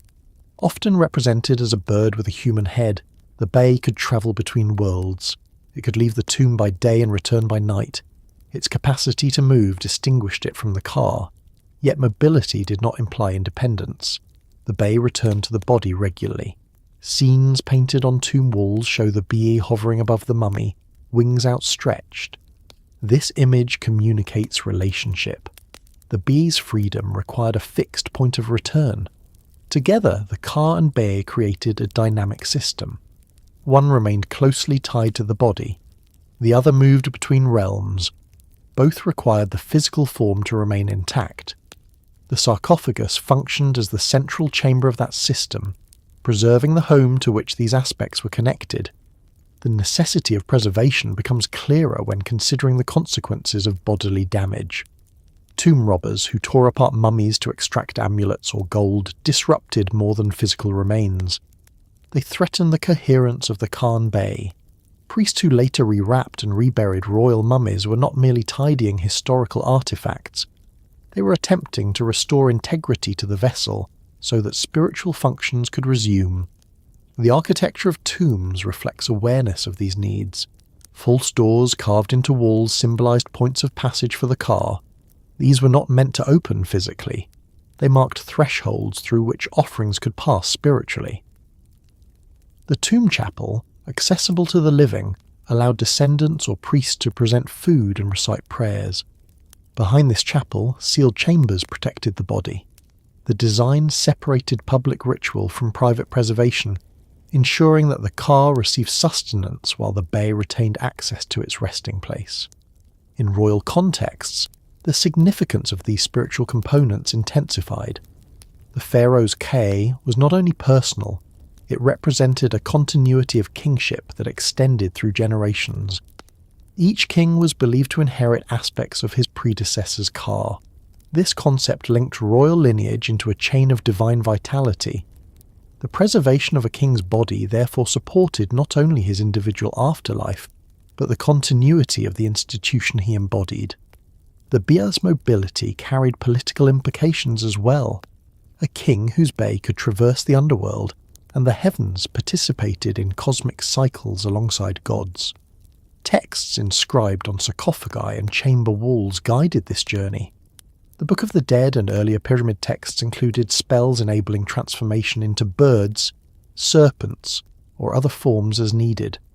Yet even in transformation, the Bey required the preserved body as a reference point. The idea of home is central here. The tomb was not conceived as a grave in the modern sense. It was a house of eternity. The sarcophagus inside functioned as an inner chamber within that house. The Ka resided there. The Ba visited there. The ark emerged from successful integration of these aspects. Without a secure dwelling, the process faltered. Scenes within tombs often depict the deceased seated before offering tables, alive and attentive. These representations show continuity rather than cessation. They imply that the key continues to experience and require sustenance. The preserved body ensures that this experience has grounding. The nested coffins surrounding the mummy added further reinforcement. Each coffin bore protective deities with wings spread across the surface. Goddesses such as Isis, Nephthys, and Nut appear embracing the deceased. Their images symbolically shielded the body and by extension the Ka and Ba. The layering of wood, gold, and stone corresponded to layering of divine guardianship. There is also an element of orientation. The body was positioned carefully within the sarcophagus, often with the head toward the west, aligning with the land of the setting sun. The west represented the realm of the dead. This alignment was not arbitrary. It connected the physical form to cosmic geography, facilitating the Bey's movement in accordance with solar cycles. When priests performed rituals before sealing the tomb, they activated the spiritual mechanisms associated with the body. The opening of the mouth ceremony symbolically restored senses, allowing the Ka to receive offerings and the Bey to communicate. These rites assumed that the body remained intact and available. Preservation was prerequisite. The durability of stone around the mummy provided reassurance that the home of the Ka and Ba would not collapse. Sandstorms, minor earthquakes, or shifting rock might threaten lesser materials. Granite walls resisted such forces. The heavier the enclosure, the more secure the residence. The relationship between the Ka and Ba also explains the presence of statues within tombs. Should the body suffer damage, statues offered alternative homes. These statues were carved with recognisable features, inscribed with names and titles. They acted as spiritual backups. Yet the primary dwelling remained the mummy within the sarcophagus. The statue was contingency, not replacement. Even language reflects this connection. Inscriptions frequently include formulas requesting that offerings be made for the Ka of the deceased. The Ka was invoked explicitly. Its ongoing presence was assumed. Without preservation, the invocation would lack its intended recipient. The bust depiction as a bird emphasizes return. Birds depart and return to nests. The body within the stone coffin functioned as nest. The metaphor is consistent. Mobility and stability depended on one another. Royal tombs often included ceilings painted with stars representing the sky goddess Nut arching overhead. The king's Ba was believed to join the stars, particularly the circumpolar stars that never set. Yet even in stellar association, the preserved body grounded the transformation. The journey outward required an origin point. The emphasis on home extended beyond spiritual theory into practical ritual. Priests visited tomb chapels to present offerings long after burial. The Ka's sustenance depended on continuity of cult. Endowments of land and labour supported these cults. Preservation of the body justified ongoing economic allocation. If the king's spiritual presence remained active, resources devoted to his cult were meaningful. Periods of instability disrupted these arrangements. When offerings ceased and tombs were neglected, priests sometimes consolidated royal mummies into caches for safety. These actions reflect awareness that the body remained central even when the original tomb failed as secure dwelling. Modern examination of mummies reveals damage inflicted in antiquity. Amulets removed, limbs broken, wrappings disturbed. In some cases, ancient restorations are visible. Rewrapped limbs, repositioned heads. These restorations testify to attempts to re-establish the home for Ka and Ba after violation. The heavy sarcophagus enclosing the mummy thus served a specific spiritual necessity. It was not only barrier, but foundation. It stabilized the physical form so that intangible aspects could operate. The design of tombs, the layering of coffins, the sealing of chambers all converge on this requirement.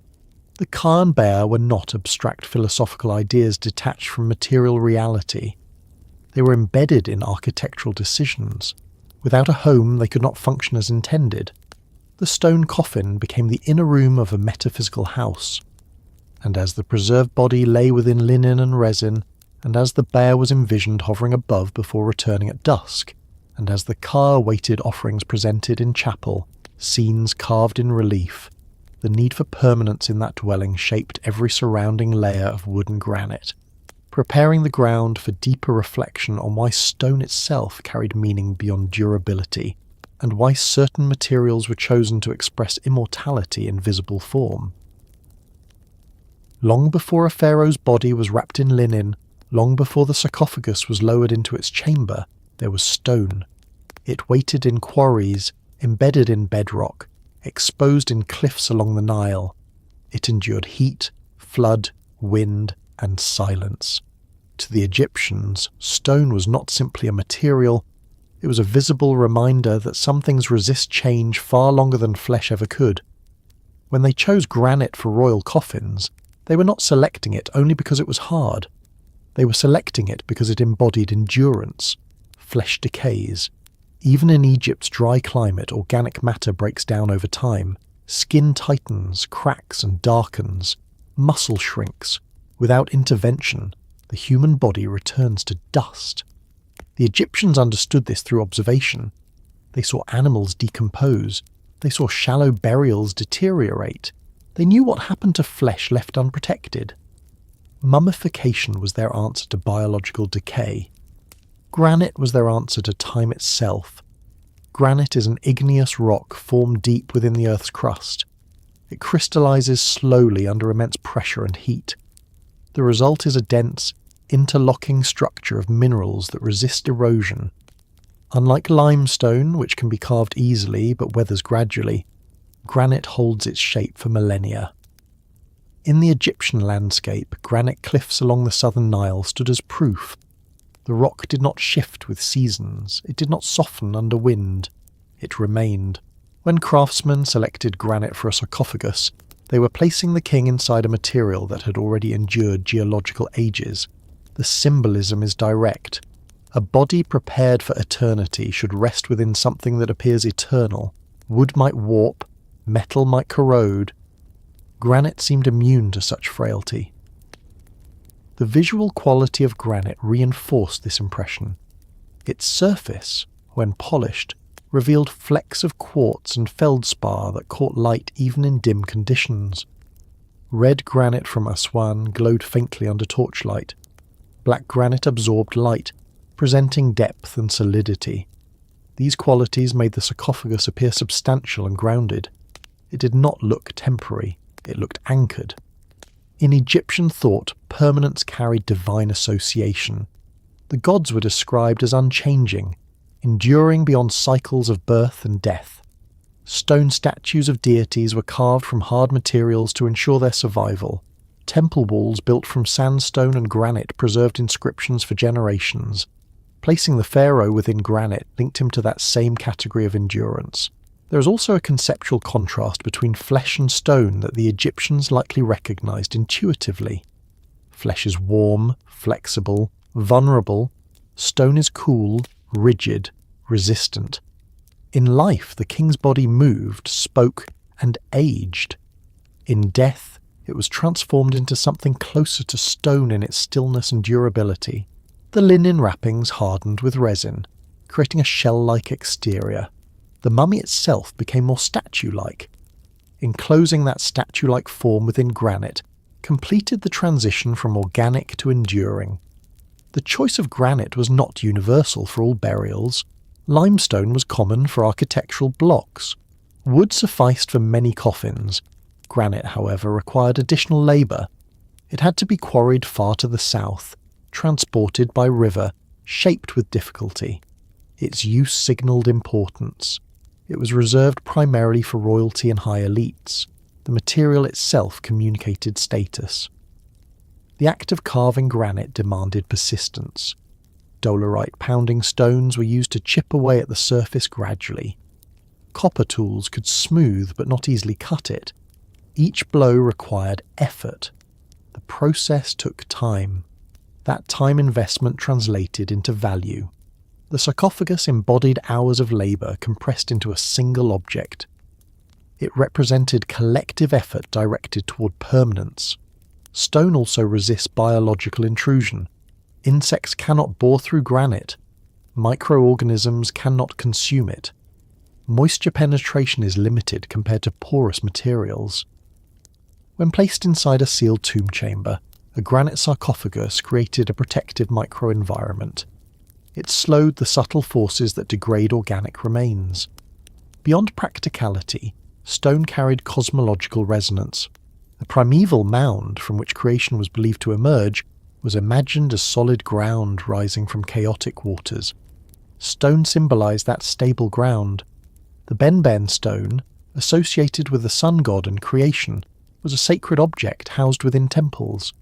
Pyramid forms themselves echoed the shape of the primordial mound. Granite used in pyramid interiors and sarcophagi connected burial to creation myth. The king enclosed in granite participated in renewal, just as the world had once emerged from stone. The hardness of granite also had symbolic association with truth and stability. In inscriptions, words for enduring or everlasting sometimes appear alongside imagery of stone. Building in stone was an act of claiming permanence. Writing a name in stone was an assertion against oblivion. The sarcophagus, carved and inscribed, preserved the king's name and titles in a medium less likely to erode than papyrus or plaster. Granite outlived flesh not only physically but symbolically. The body inside the coffin might dry and shrink despite careful preparation. The stone exterior remained largely unchanged. Even when robbed and damaged, granite fragments persist. Broken corners and cracked lids still exist thousands of years later. The material fulfills its promise of endurance even when its contents are disturbed. In certain pyramids, burial chambers were lined with granite blocks in addition to containing granite sarcophagi. The effect was enclosure within enclosure of the same durable material. The stone coffin sat within a stone room, itself encased in limestone blocks. The nested permanence reinforced itself. When later dynasties faced economic constraints, they sometimes reused earlier sarcophagi. This reuse testifies to the material's longevity. A granite coffin carved centuries earlier could be repurposed because it had not degraded significantly. Its durability extended beyond a single reign. There is a tactile aspect worth considering. Touching polished granite reveals a smooth, cool surface. It feels solid and unyielding. This sensory experience would have been familiar to artisans and priests who handled these objects during preparation. The physical sensation of stone may have reinforced its symbolic qualities. It did not flex or soften, it maintained form.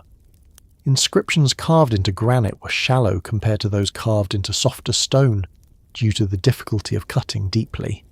Even so, they endured. Hieroglyphs etched into granite sarcophagi remain legible today. Names survive because the medium resisted erosion. Granite also resisted the erosive effects of occasional flash floods that sometimes entered valley tombs. While floodwater could damage painted plaster or wooden coffins, granite withstood immersion better.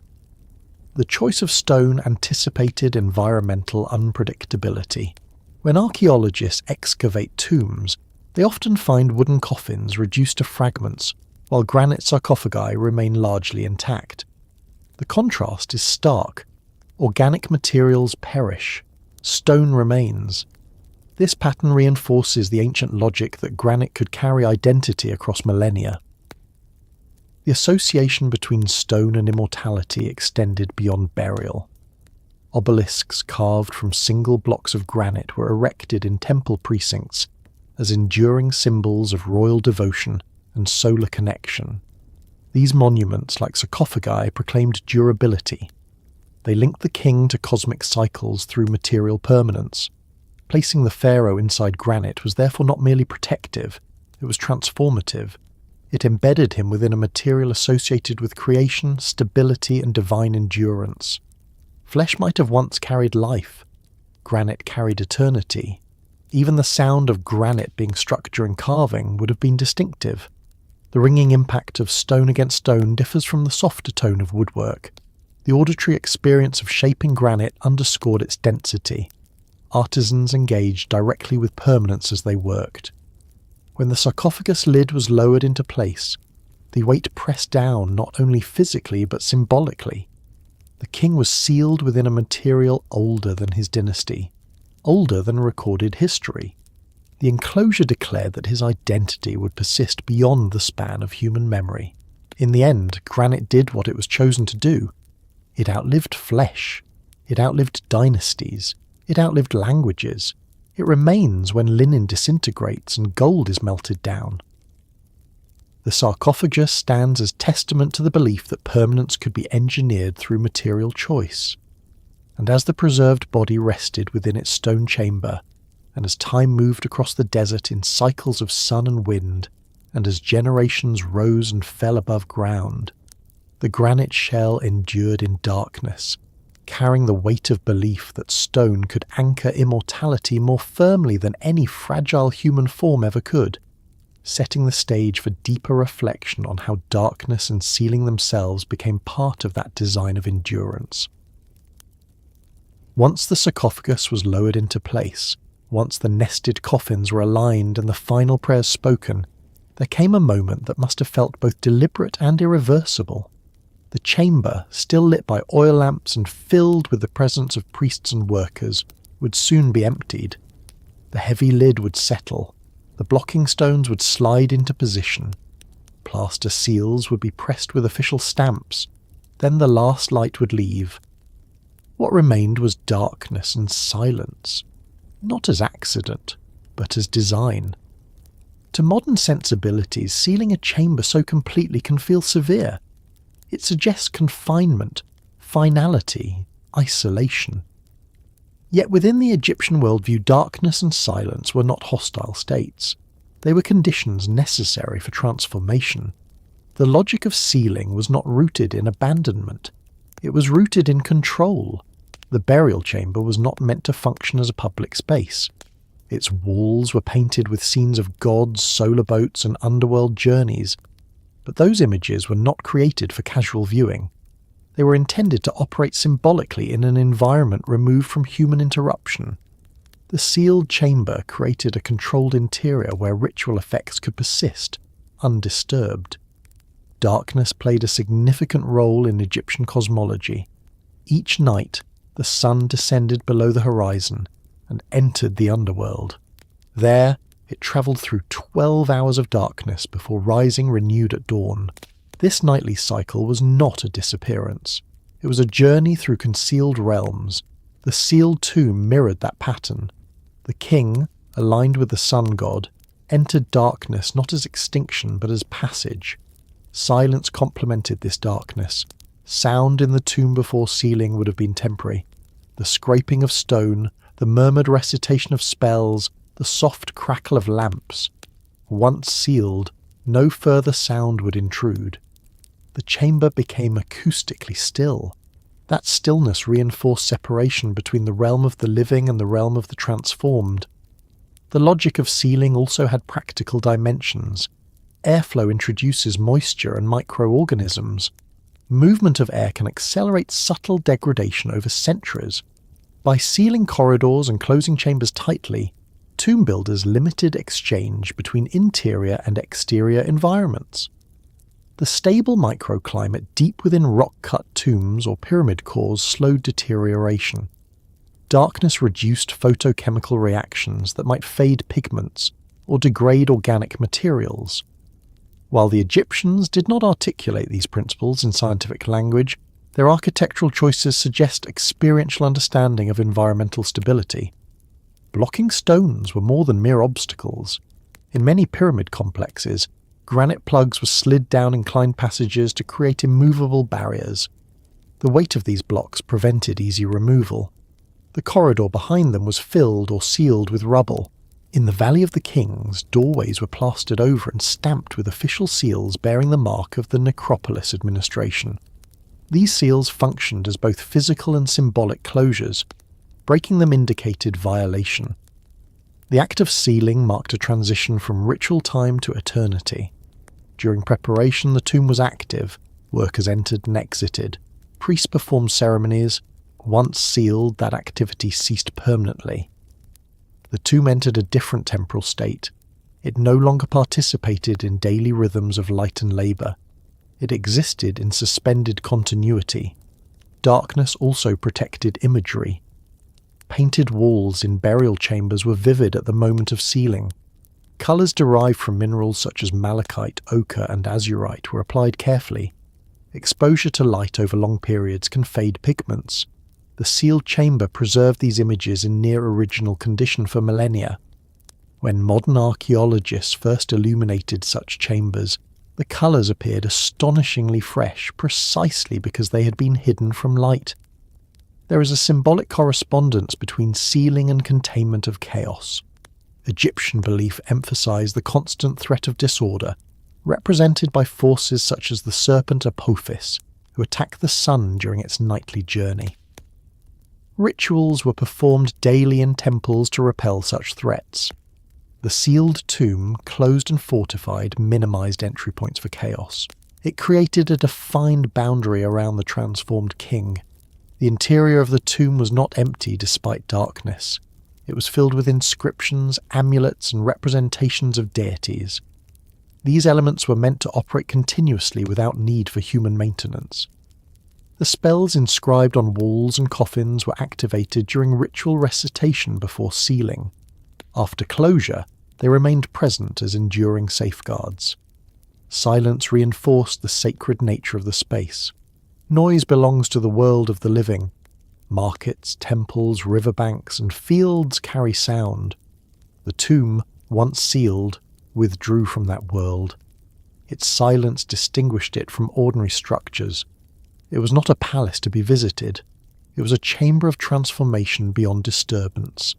In the Valley of the Kings, the descent into tomb corridors creates a gradual transition from daylight to shadow, even before reaching the burial chamber. The deeper one walks, the quieter and cooler the air becomes. This experiential descent likely influenced ritual perception. By the time priests stood before the sarcophagus, they were already within an altered sensory environment. Sealing the final chamber completed that sensory shift permanently. The design of shafts and wells within some tombs adds further dimension to sealing. These features may have served practical purposes in diverting floodwater. They also created physical interruptions in corridor pathways. Combined with blocking stones, they reinforced the idea that entry after burial was neither simple nor intended. The logic of sealing extended outward beyond the burial chamber. In pyramid complexes, casing stones smoothed the outer surface, eliminating obvious entrance points. In rock-cut tombs, entrances were sometimes filled and disguised with debris. Over time, wind-blown sand concealed these sites further. Nature collaborated with architecture in preserving darkness. When tombs were reopened in antiquity for reburial or inspection, evidence shows that officials sometimes resealed chambers carefully. Plaster patches cover earlier breaches. Seals were reapplied. Even after violation, the logic of sealing reasserted itself. Darkness was restored as best as possible. The psychological impact of sealing must also be considered. For those who participated in burial, the final closure marked the end of contact. The king was no longer accessible. His presence shifted from physical to spiritual. The sealed stone door symbolized that separation. It likely carried emotional weight for attendants who had served him in life. Modern exploration disrupts this intended darkness. Electric lights illuminate chambers once sealed for thousands of years. The contrast between original design and contemporary access is stark. The preservation of painted scenes and sarcophagi owes much to the logic of sealing. Without it, environmental exposure would have erased many details long ago. Darkness also ensured that the tomb's contents were not part of daily memory. They existed outside routine awareness. This absence reinforced reverence. What cannot be seen easily acquires distance and gravity. The sealed chamber embodied that distance. In broader cultural context, sealing a space signifies completion. A jar sealed with resin preserves contents. A door sealed with plaster marks privacy. The tomb, sealed in stone, signalled the completion of ritual obligations. Nothing further needed to be done within that chamber. Offerings would occur in chapels above or nearby. The inner sanctum remained untouched. The granite sarcophagus, once enclosed by stone walls and blocking stones, rested within a pocket of controlled stillness. The absence of light and sound was not void but containment. It allowed the preserved body to remain undisturbed, the car to reside securely, and the bear to return without interference. And as the final torchlight faded from the burial chamber, and as heavy stones slid into place sealing passage after passage, and as the desert wind erased footprints outside, darkness and silence settled deliberately over the stone coffin at the centre, preparing the environment in which preservation, transformation and endurance could proceed without interruption, leading naturally into the next layer of consideration about air, decay, and the deliberate management of the elements within that sealed space. Once the final stones were set and the corridors sealed, the burial chamber entered a state that was carefully calculated. It was not merely dark, it was contained. The air inside no longer moved freely with the desert winds. The temperature stabilized. The faint scent of resins and oils lingered, then settled. The Egyptians did not speak in terms of oxygen levels or microbial growth, yet their architectural decisions reveal a consistent concern. Decay must be slowed as much as possible. The chamber was never truly airless in a modern technical sense, but it was intentionally isolated. Isolation was defense. Decay was not an abstract fear. It was visible in everyday life. Food spoiled quickly in heat. animal carcasses decomposed, bodies buried shallowly showed the process plainly. Even with mummification, preservation required ongoing protection. Natron-dried tissue, resin-sealed surfaces, linen provided structure. Yet without environmental control, these efforts would eventually weaken. The sealed chamber became the final safeguard in a chain of interventions designed to resist time. The desert climate of Egypt is famously dry, and this dryness naturally aided preservation. However, the desert is not uniform. Flash floods occasionally rush through wadis. Seasonal humidity fluctuations, though limited, still occurred. Fine sand infiltrated exposed spaces. Insects could penetrate organic materials if given access. The burial chamber carved deep into rock offered insulation from these variables. Its stable interior climate was one of its greatest assets. Granite and limestone walls absorb and release heat slowly. Deep within a pyramid or valley tomb, temperature changes from day to night are minimal compared to surface conditions. The sarcophagus, made of dense stone, further moderated its immediate environment. Even slight variations in humidity or temperature can accelerate degradation over centuries. By limiting air circulation, tomb builders created a relatively stable microclimate. The fear of decay extended beyond physical deterioration. In Egyptian thought, decay symbolized chaos. The concept of Isfet, representing disorder and disintegration, stood in opposition to Ma'at, the principle of balance and order. A decomposing body embodied Isfet. The entire process of mummification, sealing and enclosing was a direct effort to counteract that threat. The more isolated the body, the more secure its resistance to disorder.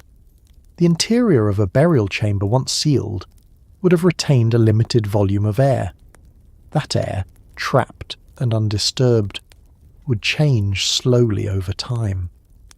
Without constant exchange with the outside, the influx of new moisture and microorganisms diminished.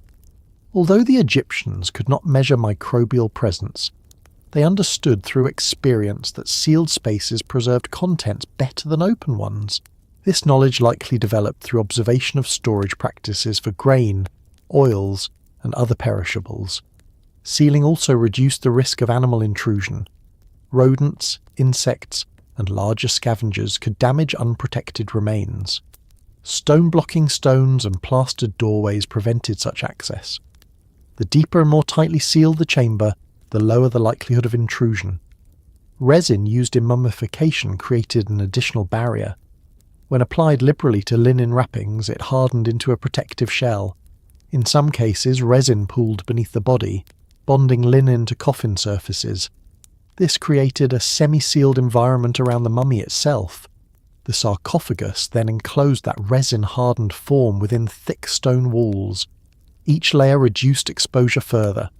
Fear of decay also shaped the treatment of internal organs.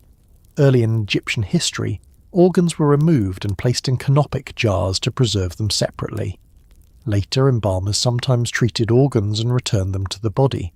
The removal process itself reduced the rate of internal decomposition.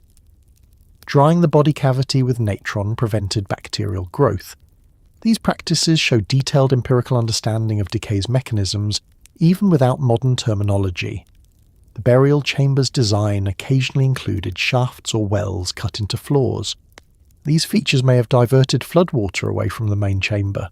Even small amounts of water could compromise preservation over long periods. Anticipating such events reflects practical caution. The absence of light also mattered. Sunlight carries ultraviolet radiation that degrades organic materials and pigments. By sealing the chamber in darkness, builders eliminated this factor entirely. Painted scenes on walls retained vivid colour precisely because they remained in darkness. The mummy's wrappings, shielded from light, aged more slowly. The idea of an airless chamber carries modern connotations of vacuum-sealed preservation. Egyptian tombs were not vacuum chambers, yet the principle of limiting exposure aligns conceptually. Reduced airflow meant fewer airborne particles entering the chamber. Less disturbance meant fewer opportunities for environmental change. There is evidence that some tomb entrances were deliberately concealed with debris after sealing. Sand and rock were piled to obscure doorways. This concealment prevented accidental reopening that might introduce fresh air and moisture. The goal was permanence through isolation. Even in the construction phase, care was taken to prepare surfaces before sealing. Plaster seals were smoothed and stamped. Joints between blocking stones were filled. Cracks were minimized. Each step reduced potential gaps through which air or small creatures might enter. The Egyptians likely observed that sealed jars preserved contents longer than open containers. Extending this principle to human remains was logical within their worldview. The body, treated and dried, placed within nested coffins, enclosed in stone, and sealed in darkness, stood the best chance of resisting visible decay. Decay threatened not only the ka and ba, but also the memory of the individual. A body reduced beyond recognition undermined identity. Names carved on stone endured, but the preserved form reinforced continuity. The sealed chamber created conditions under which that form could remain intact for generations. When archaeologists open tombs that have remained sealed since antiquity, the air inside often carries a distinct odour, sometimes described as stale or resinous. That scent testifies to long-term containment. The chamber's atmosphere has been separate from the outside world for millennia. The stability achieved through sealing preserved organic materials far beyond ordinary expectation. However, sealing could not eliminate all decay.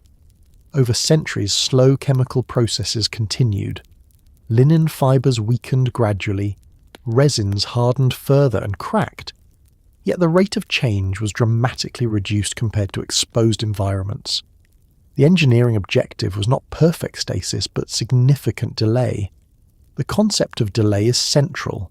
Eternity in Egyptian belief did not necessarily imply infinite biological preservation. It implied continuity sufficient for transformation and integration into the divine realm. Slowing decay long enough for spiritual processes to stabilize was essential. The sealed chamber facilitated that stabilization. Fear of decay was therefore practical and theological simultaneously. It addressed material vulnerability and spiritual risk. The sarcophagus and sealed chamber worked together to create a controlled interior world where change occurred slowly and predictably. Over time, some tombs suffered breaches that reintroduced air and moisture. Subsequent deterioration often accelerated after such events. The contrast between untouched chambers and reopened ones underscores the effectiveness of sealing. The heavy granite coffin within the sealed chamber acted as final containment. Even if minor environmental changes affected the outer chamber, the sarcophagus interior remained comparatively stable. Each layer contributed to cumulative protection. The Egyptians did not rely solely on faith to counter decay. They employed observation, technique, and architecture. The sealed chamber was an extension of embalming practices. It was the environmental counterpart to mummification, and as the last stone closed the passage and darkness settled permanently over the sarcophagus, and as the limited air inside the chamber grew still and undisturbed, the fear of decay was met with deliberate isolation, creating conditions in which the preserved body could endure in silence long enough for its spiritual journey to unfold, leading naturally into reflection on the ritual acts that preceded sealing and the final ceremonies that prepared the king for that enclosed eternity. Before the stone doors were sealed and the corridors filled, the tomb was not yet silent. It was active, illuminated by flickering lamps carrying the scent of incense and resin. Workers moved carefully along the walls. Priests recited formulas in measured tones. The sarcophagus stood open at the centre of the chamber, its heavy lid resting nearby. These were the final moments of contact between the living and the king's preserved body. What followed was not hurried. It was deliberate. Ritual closure was as essential as engineering. The process of burial unfolded in stages. After mummification, which could take around 70 days, the wrapped body was placed within the innermost coffin. Amulets had already been positioned within the wrappings. Spells had been inscribed on linen bands or written on papyrus scrolls placed nearby. Each layer of coffin added inscriptions invoking protection from specific deities. By the time the mummy reached the burial chamber, it was already encased in symbolic language. One of the most significant rites performed before sealing was the opening of the mouth ceremony. This ritual, attested in reliefs and texts across multiple periods, symbolically restored the deceased's senses. A priest, often wearing a mask representing Anubis, touched the mummy's mouth and eyes with ritual instruments. These tools resembled adzes or chisels, perhaps referencing the instruments used to carve statues. The implication was clear. Just as a sculptor's tools animated a statue by completing its features, the ritual tools reactivated the king's capacity to see, speak and breathe in the afterlife. The opening of the mouth was not theatrical symbolism detached from belief. It was treated as an essential activation. Without it, the preserved body remained inert. With it, the car could receive offerings, and the bay could communicate. The ritual bridged the gap between preparation and transformation. It occurred at the threshold between public ceremony and permanent enclosure. Offerings were presented during this phase. Bread, beer, meat, fruits, and incense were laid before the coffin. Some of these offerings were real. Others were represented in painted or carved form. The Egyptians believed that images could function as substitutes. Depicted offerings carried sustaining power. Words spoken aloud reinforced that power. The repetition of offering formulas inscribed on tomb walls extended their effect indefinitely. The tomb chapel, accessible to family members and priests, often contained an offering table positioned before a false door. This area remained accessible after the burial chamber was sealed. Ritual closure of the inner chamber did not end the cult of the deceased. It shifted its location. The final act performed inside the burial chamber marked the last physical interaction with the body itself. Positioning of objects inside the chamber was completed with care. Shabti figures, small servant statues intended to perform labour in the afterlife, were arranged in boxes or placed near the sarcophagus. Canopic chests containing preserved organs were set in designated spots. Furniture, chariots, weapons, and personal items were placed strategically. Nothing was left casually. The arrangement reflected order, not storage. The lowering of the sarcophagus lid was a turning point. This act required coordination. The lid, often weighing several tons, was manoeuvred into position using ropes and levers. Once settled into its groove, it closed the immediate environment around the mummy. This moment likely carried emotional weight for those present. The king's face, masked in gold or linen, would no longer be visible. After the lid was set, attention turned to the chamber entrance. Blocking stones were prepared. In pyramid complexes, granite portcullis blocks were slid down inclined passages. In valley tombs, stone doorways were closed and plastered over. Officials stamped seals into the wet plaster, leaving impressions bearing names or administrative marks. These seals signified authorization and closure. Breaking them later would indicate violation. The sealing was not simply functional. It marked a boundary between worlds. Once the chamber was closed, the king's existence shifted fully into the domain of the gods. The physical barrier symbolized metaphysical separation. Incantations accompanied sealing. Texts invoked protection from deities guarding each direction. The 4 sons of Horus, associated with canopic jars, were called upon to protect organs, and by extension, the body. Isis and Nephthys were invoked as mourners and guardians. The goddess Nut, often painted on coffin interiors, was asked to envelop the king within her protective embrace. The atmosphere inside the chamber during these final moments would have been dense with smoke and whispered recitation. Oil lamps cast uneven light across painted scenes depicting underworld journeys. The air carried the scent of myrrh and cedar oil. As priests completed their tasks, the space grew progressively emptier of the living. Ritual closure also included symbolic acts of purification. Water may have been sprinkled. Incense burned to cleanse the chamber. These gestures reinforced the idea that the space was sacred and must remain uncontaminated by ordinary presence. Once all participants exited, workers began the physical blocking process. Heavy stones were manoeuvred into place, rubble filled gaps, plaster smoothed over seams. The last visible opening narrowed and disappeared behind stone. The sound of sliding granite blocks and scraping plaster would have echoed briefly, then faded. As the final stone settled, the chamber's interior shifted to complete darkness. The silence was not accidental. It was achieved through measured action. Above ground, the tomb entrance was concealed. In pyramid complexes, casing stones covered external passages.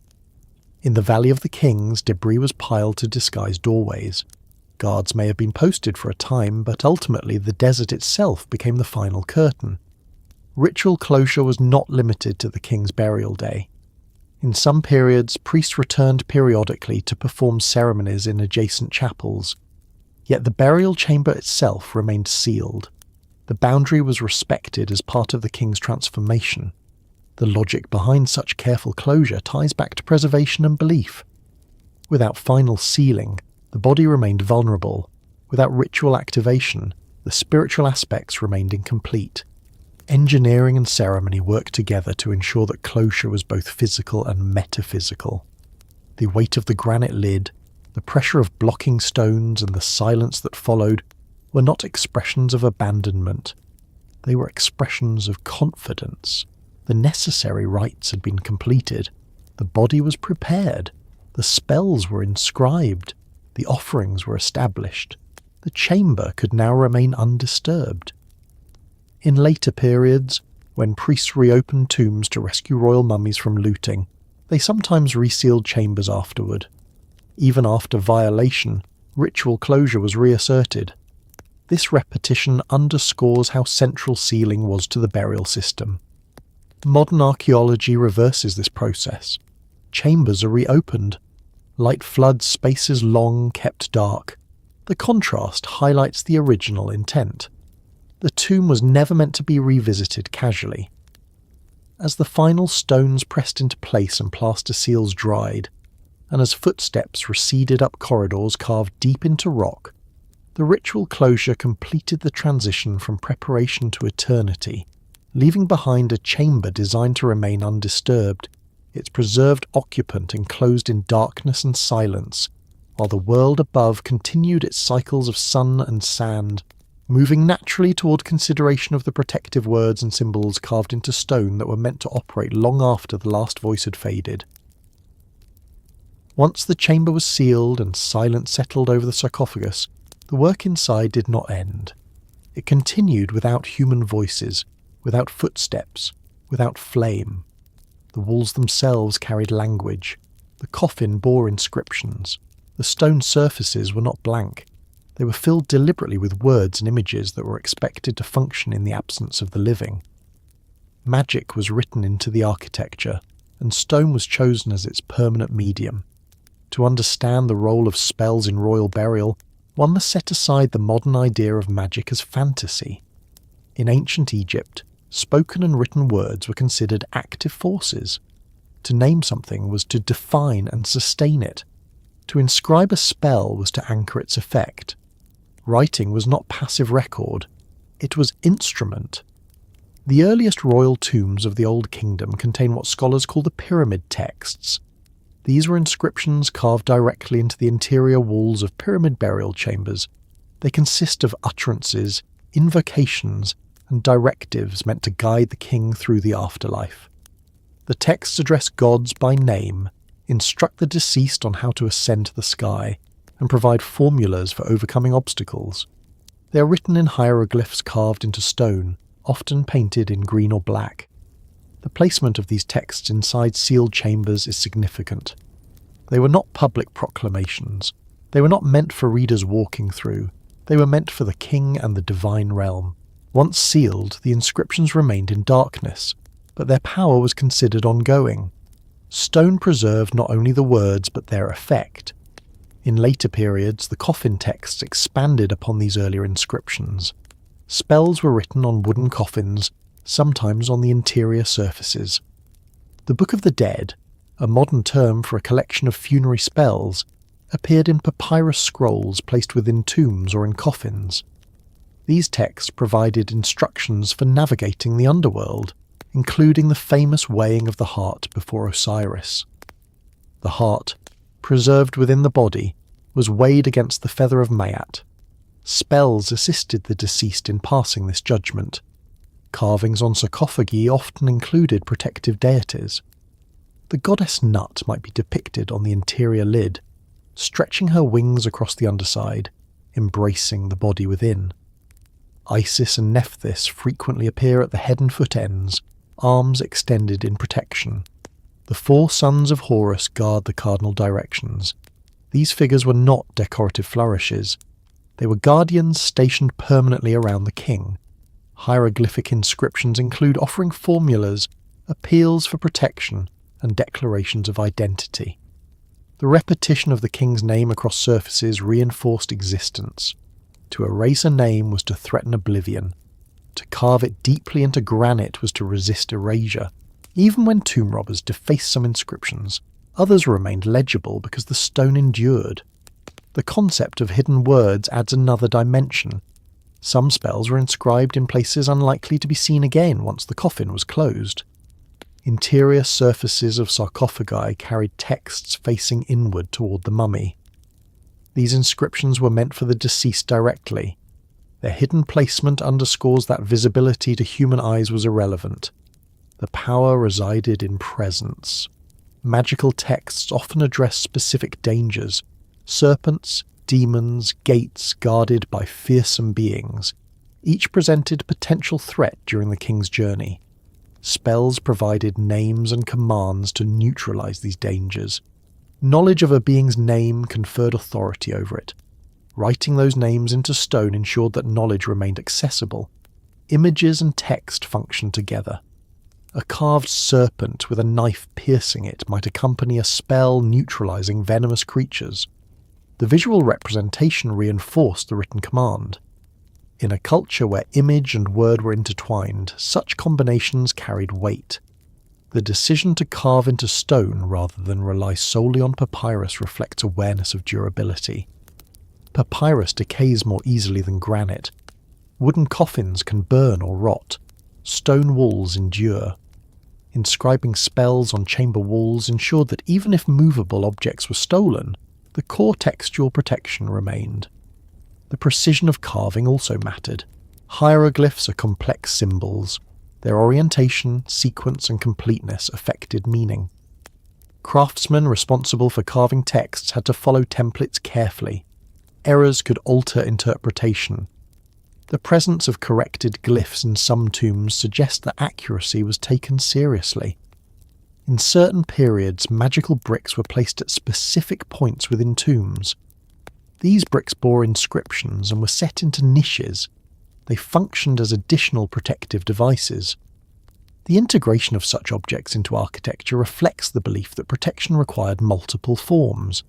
Hidden chambers and secret passages sometimes included inscriptions meant to confuse or deter intruders. While the primary function of spells targeted spiritual threats, the presence of warnings may have had psychological impact on potential robbers. Even if skepticism existed, the accumulation of carved deities and curses could unsettle. The act of carving itself was ritualized. Before inscription, surfaces were prepared and smoothed. Scribes likely outlined glyphs in ink before stonecutters chiseled them. The collaboration between scribe and artisan reflects the intersection of literacy and craft.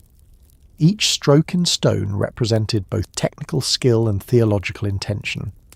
Magic written in stone was also cumulative. Over centuries, texts evolved. Later tombs included expanded versions of earlier spells. Knowledge accumulated and adapted. The stone surfaces of burial chambers became archives of evolving belief. The durability of these inscriptions means that modern scholars can read words intended to function in sealed darkness. The irony is evident. Texts carved for the afterlife now inform historical understanding. Yet their survival confirms the effectiveness of stone as medium. carvings on sarcophagi often include depictions of doors and architectural motifs. These symbolic doors served as thresholds for the ka.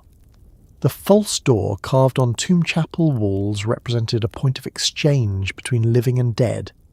Magic inscribed near such motifs reinforced their function. The concept of hidden words extends beyond physical concealment. Some spells were considered secret knowledge reserved for kings or initiated priests. Writing them into tombs preserved that exclusivity. The sealed chamber maintained privacy of sacred text. Even colour carried symbolic meaning. Green hieroglyphs could represent regeneration. Black ink signified fertility and rebirth, associated with the Nile silt. Red sometimes indicated danger or emphasized certain words. Though darkness concealed colour after sealing, the act of painting reinforced intention during preparation. In many sarcophagi, interior inscriptions include long offering formulas requesting bread, beer, oxen, fowl, and incense for the K of the deceased. These lists are formulaic but purposeful. They ensure that sustenance remains available through representation even if physical offerings cease. Magic written in stone functioned continuously without human maintenance. Once activated through recitation and carving, it remained embedded. The sealed chamber did not silence the words. It preserved them. The combination of massive stone coffin and carved text created layered permanence. The body rested within granite. The granite bore words. The walls bore images. Each element supported the others. Protection was not singular but systemic. As the final echoes of ritual faded and the chamber entered stillness, the inscriptions remained. Their presence in darkness was not diminished by lack of audience. They were meant to operate in that environment. Stone ensured they would endure as long as the chamber itself, and as the carved hieroglyphs traced their silent lines across granite walls and coffin surfaces, and as protective deities spread their wings in relief unseen by living eyes, the magic embedded in stone continued its intended work in darkness, reinforcing the sealed chamber's role as a fortified sanctuary and leading naturally toward consideration of architectural features designed to mislead and confuse any who attempted to intrude upon that sanctuary. By the time a tomb was sealed, it contained more than a body, more than a stone coffin, and more than carved spells. It contained pathways. Some were real, some were symbolic, some led nowhere at all. The architecture of Egyptian tombs was never straightforward. Corridors angled, shafts dropped unexpectedly, chambers branched. On walls, carved doors appeared where no opening existed. These features were not random ornamentation. They were deliberate strategies meant to address two kinds of danger at once: physical intrusion and unseen threats in the afterlife. The idea of a false door is central to understanding this design. In tomb chapels, particularly during the Old Kingdom, a carved stone door was often placed on the western wall. It resembled a functional doorway complete with lintel, jambs and threshold, yet it did not open. It was a symbolic threshold. The ka of the deceased was believed to pass through this door to receive offerings presented by the living. The false door created a point of exchange between worlds without allowing physical entry. This duality is revealing. The tomb had to remain sealed against the living, yet accessible to spiritual components of the deceased.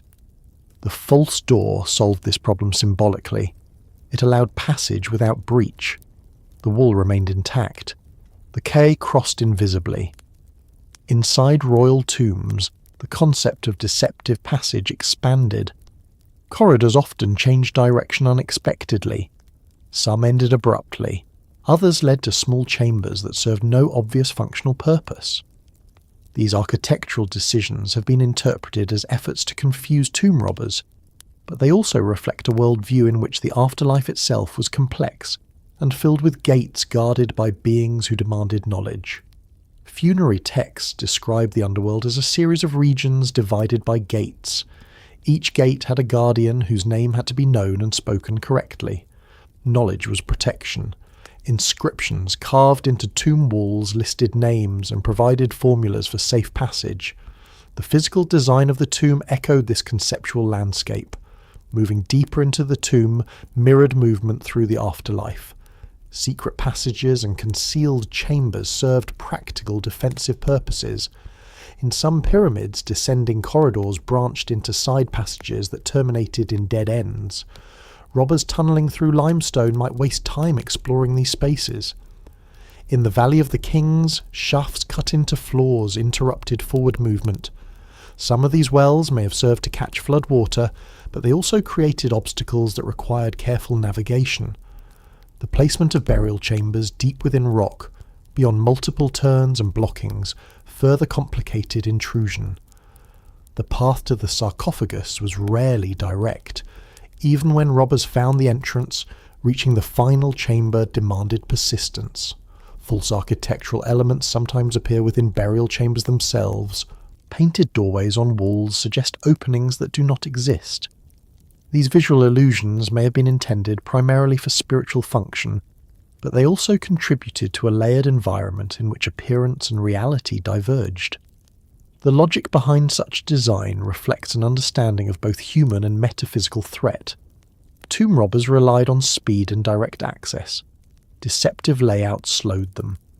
Spiritual threats in the afterlife, described in texts as serpents, demons and gatekeepers, required knowledge and preparedness.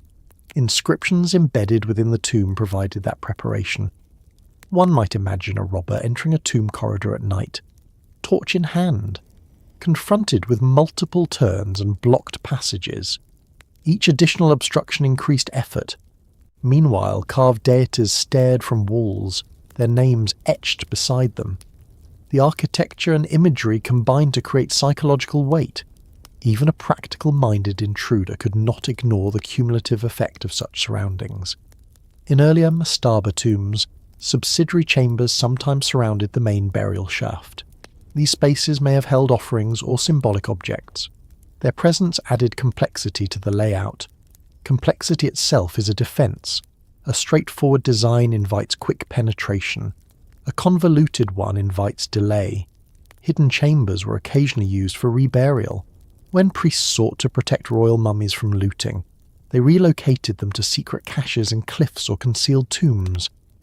These secondary burials relied on secrecy rather than monumentality. The use of hidden spaces reflects continued adaptation in response to persistent intrusion. The afterlife texts carved on walls often describe gates that must be opened with correct passwords. The tomb's architecture can be seen as a physical rehearsal of this journey. The king, equipped with spells, symbolically navigated passageways within the tomb as he would navigate those of the underworld. The false door represented a controlled portal. The sealed doorway behind blocking stones represented closure against improper entry. Architectural confusion was not random chaos. It followed patterns. Corridors angled at specific degrees. Blocking stones were placed strategically at narrow points. Wells were positioned where natural rock formations allowed easier cutting. The interplay between practical geology and symbolic design shaped outcomes. Some tombs included hidden niches where magical bricks were placed. These bricks bore inscriptions invoking protection. Positioned at cardinal points, they guarded entrances invisibly. The concept of invisible guardians parallels the idea of unseen passage through false doors. The complexity of tomb design also served administrative control. Only authorized individuals knew the full layout during construction. After sealing, that knowledge was restricted.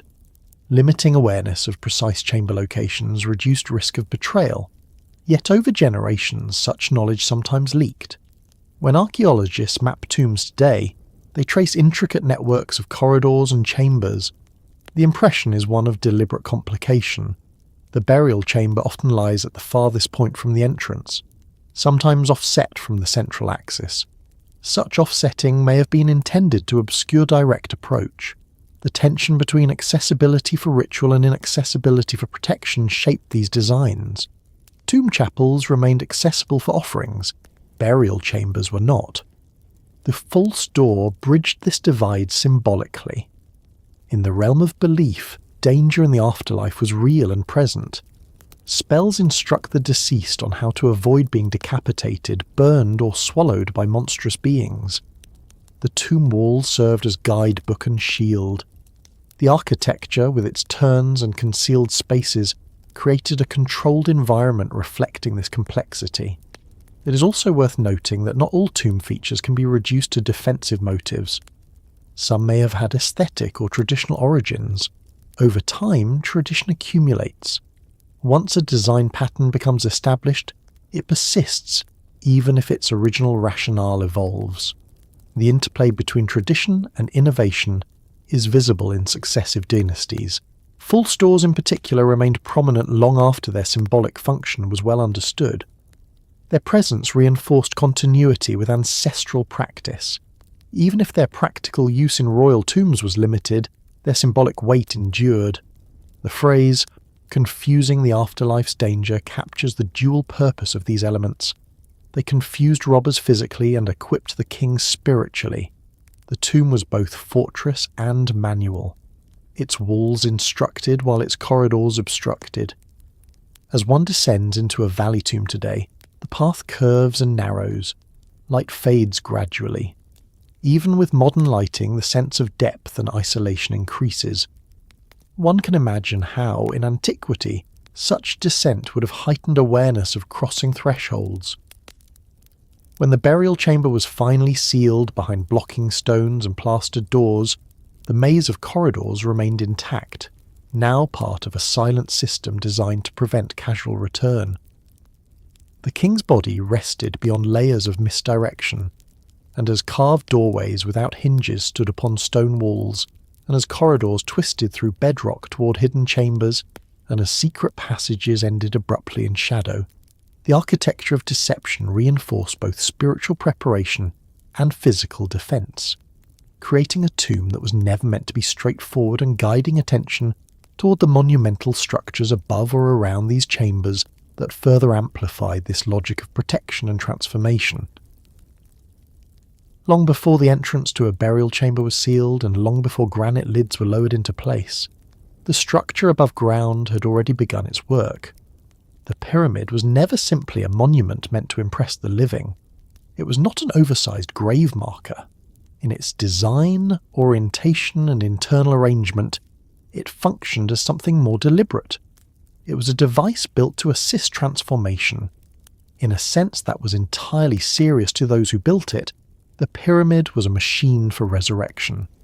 To modern eyes, the pyramid appears static. It is a massive geometric form rising from desert bedrock, its sides sloping toward a single apex. It seems immovable, inert, yet its very shape encodes motion. The smooth triangular faces once reflected sunlight intensely when casing stones were intact. These polished limestone surfaces would have gleamed beneath the Egyptian sun, creating a visual connection between the monument and the sky. The apex pointed upward with mathematical precision. This was not an arbitrary shape. It mirrored the rays of the sun. The association between the king and the sun god Ra intensified during the Old Kingdom.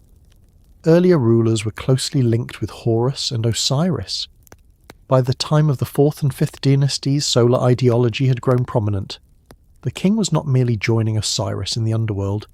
He was ascending to the sky to travel with Ra across the heavens.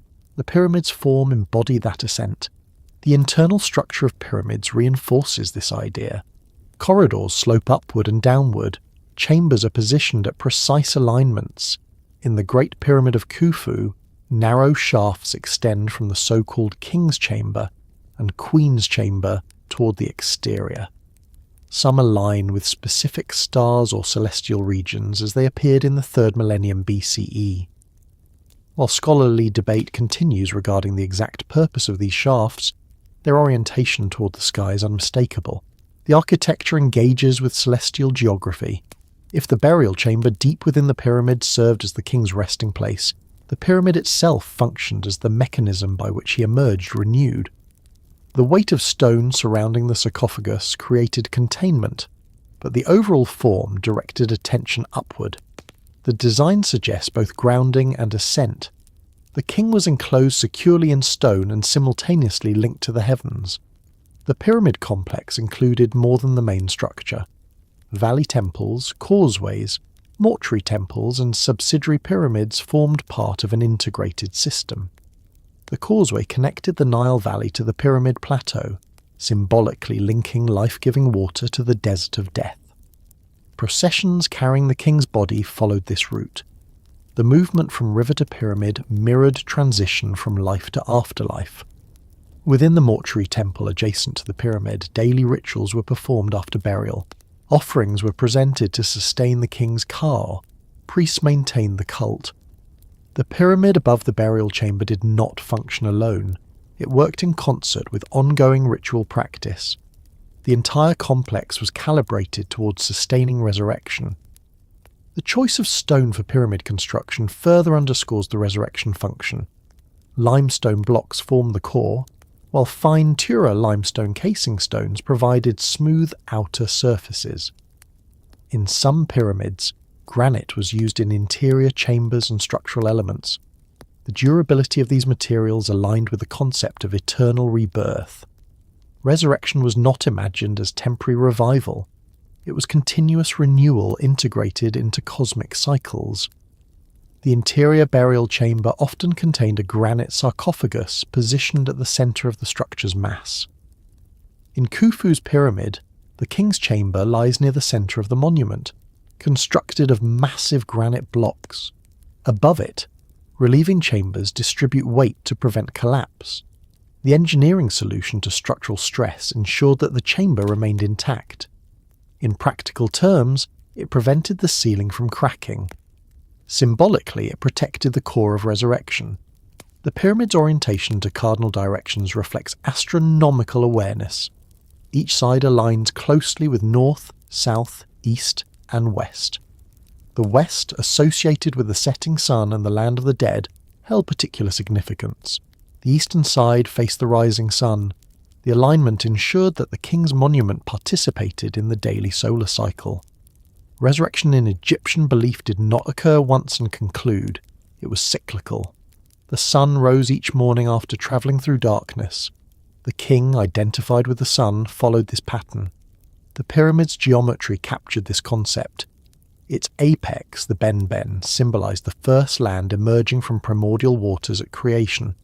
Each dawn reenacted that emergence. The pyramid stood as a permanent representation of that first moment of creation. By entombing the king within it, builders connected him to the origin of the cosmos. Interior texts carved into later pyramids provide instructions for ascent. Utterances address the sky, the stars, and celestial ferrymen. The king is urged to rise, to join the imperishable stars, to sit among the gods. The pyramid is described metaphorically as a ladder. While no literal ladder exists, the sloping sides and vertical orientation embody that ascent visually. The smooth outer casing, now largely gone, once enhanced the monument's reflective quality. Sunlight striking these surfaces would have created a dazzling effect visible from miles away. The pyramid was not hidden. It proclaimed the king's transformation openly. In contrast to hidden valley tombs of later periods, Old Kingdom pyramids were statements of cosmic alignment. The internal passageways of pyramids were sometimes blocked after burial with granite plugs. These plugs prevented physical return to the chamber. Yet symbolically, the king did not need to exit physically. The structure itself functioned as conduit. The shafts and alignments directed his spirit upward. The machine operated without reopening. Some scholars have proposed that pyramids functioned as stabilizing devices for the king's spirit, ensuring his integration into celestial cycles. Whether viewed literally or symbolically, the architectural intention aligns with resurrection themes. The pyramid was more than container, it was apparatus.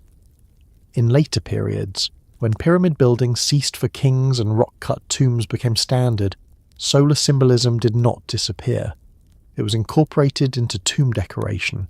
Ceilings painted with stars, walls depicting solar boats, and texts describing the sun's nightly journey preserved the same ideology within hidden spaces. The absence of visible pyramids did not eliminate the resurrection function. It internalized it.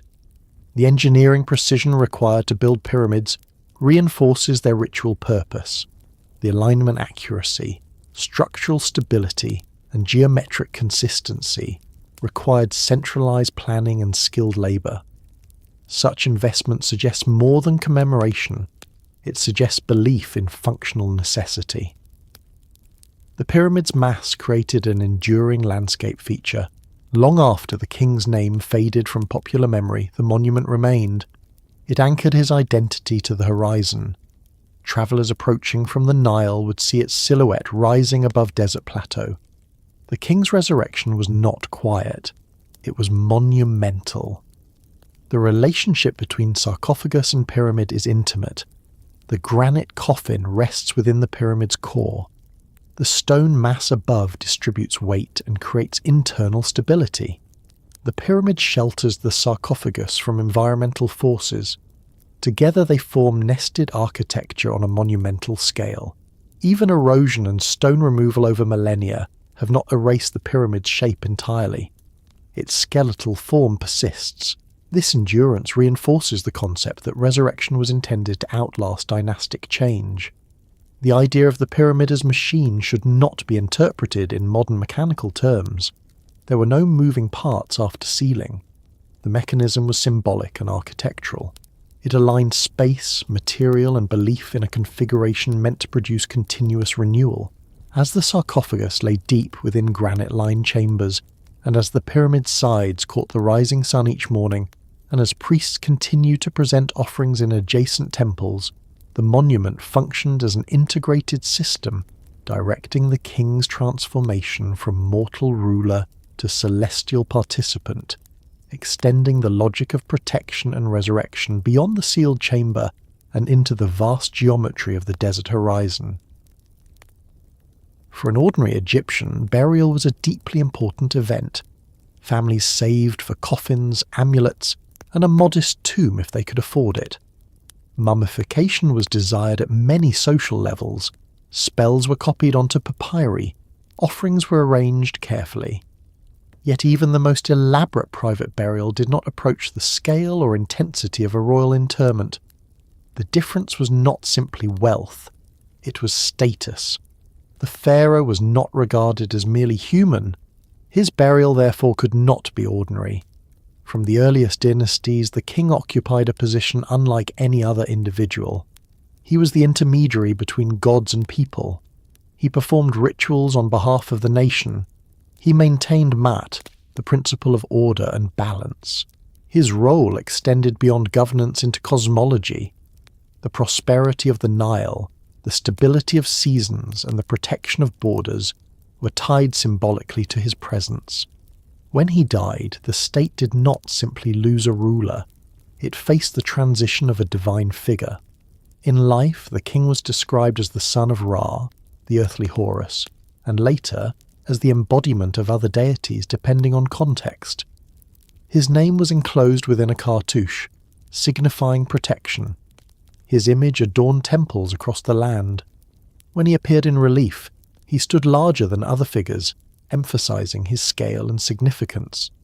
This divine framing shaped expectations for his burial. An ordinary grave, even one prepared with care, would not suffice for someone understood to bridge human and divine realms. The pharaoh's burial had to reflect his cosmic function. It required architecture that matched his role.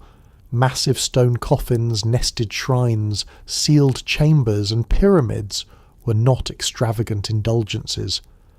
They were proportional responses to his status. The concept of divine kingship meant that death did not sever the king's authority, it transformed it. In some texts, the deceased king ascends to join the imperishable stars, those circumpolar constellations that never set below the horizon.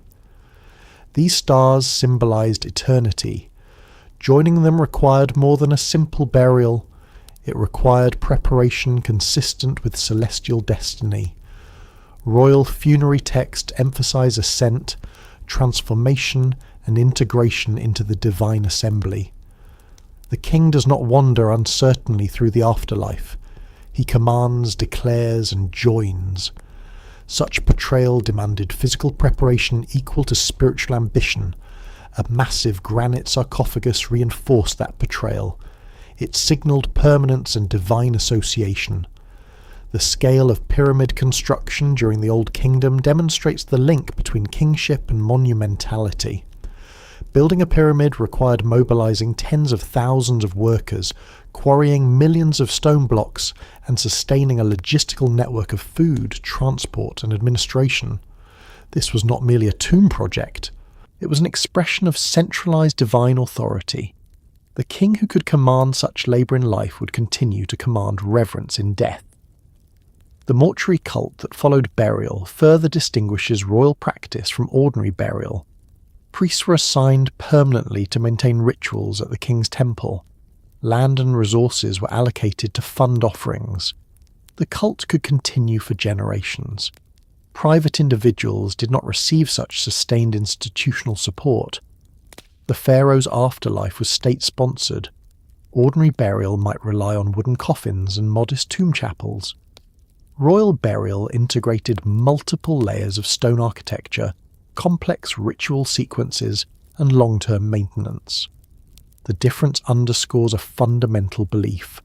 The king's continued existence affected the entire cosmos. In Egyptian myth, Osiris became ruler of the underworld after his death and resurrection. The deceased king identified with Osiris and assumed his role. This identification required formalization. The burial ceremony was not only farewell, but coronation into a new realm. The sarcophagus and tomb were throne and palace within that realm. The distinction between king and subject is visible in iconography. When private individuals appear in tomb art, they are shown receiving offerings. The king, by contrast, is often shown offering to gods. Even in death, he remains actor rather than passive recipient. His burial context reflects this agency. Material choices reinforce this distinction. Granite, basalt, gold, and fine limestone were used extensively in royal contexts. These materials were costly and difficult to obtain. Their use communicated exceptional status. An ordinary coffin would not carry the same weight of meaning. There is also political necessity in extraordinary burial. Succession depended on legitimacy. The new king often emphasized continuity with his predecessor through temple inscriptions and burial completion. A grand burial affirmed that the previous ruler had transitioned successfully. It reassured subjects that order persisted. The fear of improper burial carried real consequences. Texts describe restless spirits if rites were neglected. For a pharaoh, such unrest would threaten national stability. Ensuring an elaborate and secure burial minimized that risk. In later periods, even when economic pressures reduced monument scale, efforts were made to preserve royal distinction. Rock-cut tombs in the Valley of the Kings were richly decorated internally, even if hidden externally. The focus shifted from visible monumentality to concealed magnificence. The divine status of the king remained constant. Royal mummies often bear elaborate masks, such as the gold mask of Tutankhamun. These masks idealize features, aligning the king with divine imagery. They transform the human face into icon. An ordinary burial rarely included such representation. The king's name was inscribed repeatedly across tomb surfaces, coffins, and temple walls. Erasing a royal name was considered severe punishment, intended to remove existence from memory. This emphasis on naming reflects the centrality of identity to divine kingship. Ordinary individuals valued their names, but royal names carried national weight. Even in death, the king's body was treated with caution and reverence. When later priests relocated royal mummies to protect them from robbers, they rewrapped them carefully and labelled them with identifying inscriptions. The effort invested in preservation long after burial underscores the continued importance of the king's physical form. The concept that ordinary burial was insufficient does not imply disdain for common individuals. It reflects differentiation in cosmological function. The The pharaoh's role required expanded measures. His burial architecture mirrored his expanded responsibilities. Royal funerary complexes often included subsidiary pyramids for queens and mastabas for officials, arranged hierarchically around the main pyramid. The spatial organisation reflected social order. The king stood at the centre. His burial dominated the landscape. In temple inscriptions, kings frequently declare themselves beloved of gods, chosen by deities, born of divine lineage. These declarations shaped expectations for burial. A simple grave would contradict such claims. Monumental burial reinforced them. When later foreign rulers adopted Egyptian kingship, they embraced these burial traditions to legitimize themselves. Nubian and Ptolemaic rulers constructed pyramids or temple complexes in Egyptian style. They recognized that divine kingship required visible affirmation in death. The combination of theological belief, political necessity, and cultural expectation ensured that royal burial transcended ordinary practice. Massive stone coffins, sealed chambers, pyramids, and ongoing cults were not extravagances detached from meaning. They were components of a system that defined kingship. And as the pharaoh's preserved body lay within granite walls, and as priests continued to speak his name in temple rituals, and as the pyramid rose above the desert horizon proclaiming his transformation, the distinction between human ruler and divine presence shaped every stone placed in his burial, reinforcing the logic that ordinary measures could never suffice for someone believed to embody the very order of the world. Once the sarcophagus lid settled and the final blocking stones were sealed into place, the king's body did not simply disappear from sight, it became unreachable. That distinction matters. Unseen is one thing, unreachable is another. The Egyptians constructed burial systems that made physical access nearly impossible, and in doing so they created a powerful psychological effect that extended far beyond the tomb itself. An unreachable body generates distance. It removes the possibility of casual contact. It prevents inspection, interference, or familiarity. For a ruler understood as divine, that distance reinforced authority. In life, the pharaoh was visible in ceremonies, on temple walls, in processions. In death, he withdrew entirely. The sealed chamber ensured that no ordinary gaze could rest upon him again. Distance amplifies reverence. When something cannot be approached, it acquires gravity. The hidden burial chamber beneath tons of stone transformed the king from physical presence into sacred absence. The absence was not emptiness, it was controlled invisibility. This psychological effect influenced both elites and common people. Priests responsible for maintaining the mortuary cult knew the body was preserved deep within stone. They did not see it daily. They did not handle it routinely. Its existence was affirmed through ritual, not through direct contact. The sealed chamber maintained mystery. Mystery strengthens belief. If the king's body had remained accessible, subject to decay in public view, the illusion of permanence might have weakened. By sealing the body beyond reach, builders prevented evidence of deterioration from becoming visible. The preservation effort, combined with inaccessibility, allowed the idea of incorruptibility to persist. The monumental architecture above the burial chamber reinforced this effect. A pyramid or hidden valley tomb signalled that the king rested somewhere beyond ordinary access. The physical challenge of reaching the sarcophagus, involving descending corridors, blocking stones and sealed doors, created layers of separation. Each layer added psychological weight. Even tomb robbers, who attempted to breach these barriers, were confronted with the scale of resistance. The need to tunnel through stone or break heavy lids underscored the significance of what lay inside. The very difficulty of intrusion implied value. The unreachable body also shaped collective memory. The king was remembered through statues, inscriptions, and rituals rather than through physical remains. This abstraction elevated him. He became symbol rather than corpse. In Egyptian thought, Visibility carried power, but concealment carried a different kind of power. The hidden sanctuary of a temple, where the god statue resided, was accessible only to priests. The public remained outside. This restricted access maintained sanctity. The burial chamber functioned similarly. It was an inner sanctum reserved for the transformed king. The psychological power of inaccessibility extends beyond religion. Throughout history, rulers have used distance to maintain authority. Thrones elevated above crowds, private chambers guarded by attendants, restricted audiences, all create controlled separation.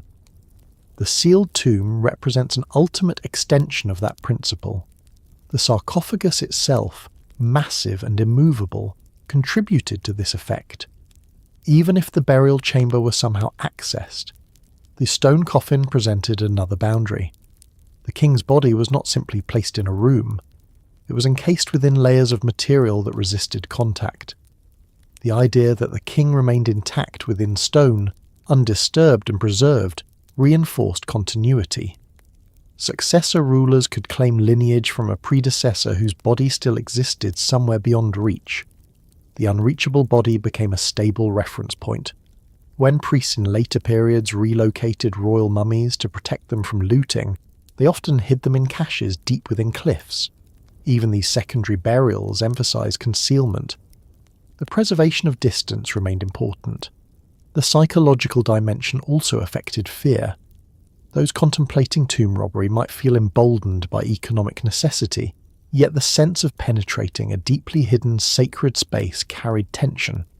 The architecture magnified that tension, descending into darkness, confronting painted deities, encountering sealed granite barriers, all reinforced the seriousness of intrusion.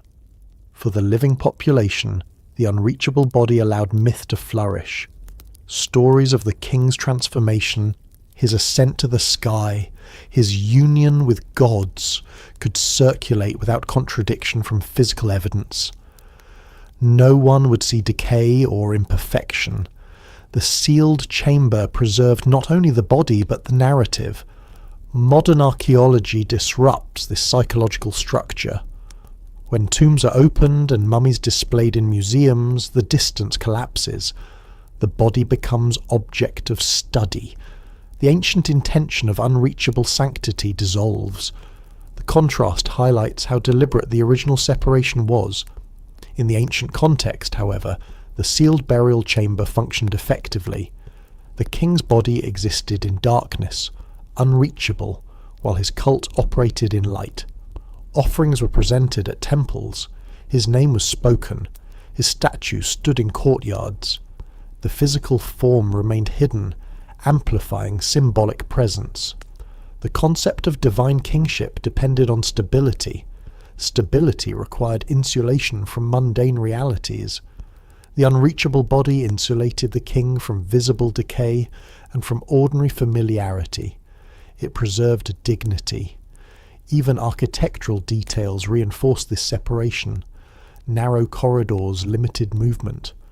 Blocking stones prevented accidental entry.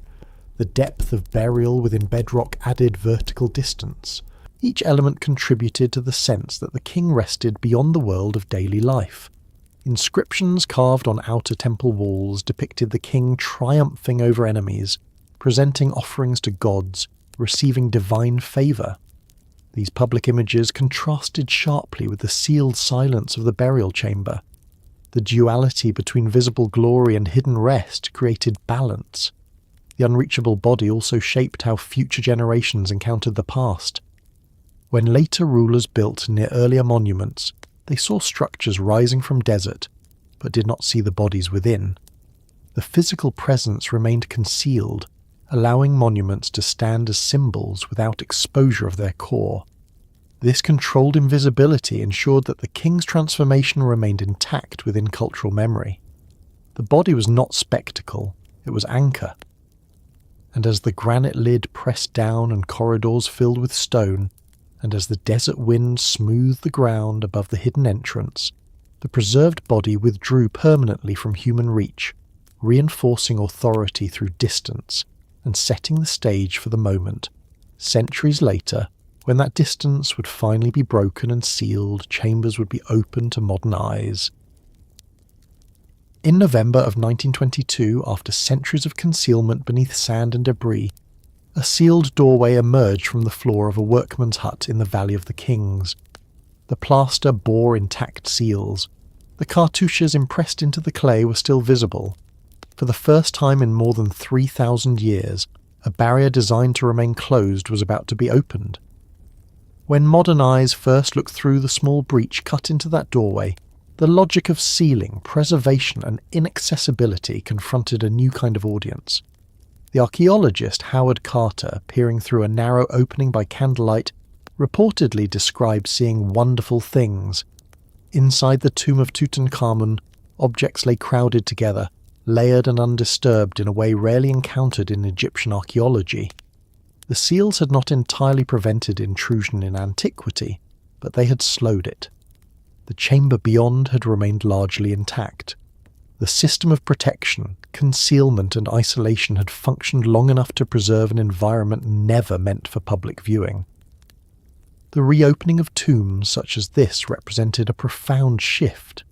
The unreachable body, sealed in darkness, now became subject to documentation, photography, measurement and display.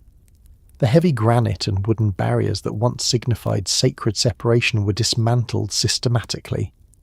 Blocking stones were removed, lids were lifted, linen wrappings were unrolled.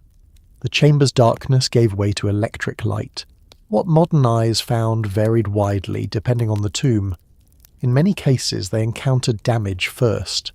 Sarcophagus lids broken at corners, coffins splintered, mummies disturbed, gold stripped from surfaces.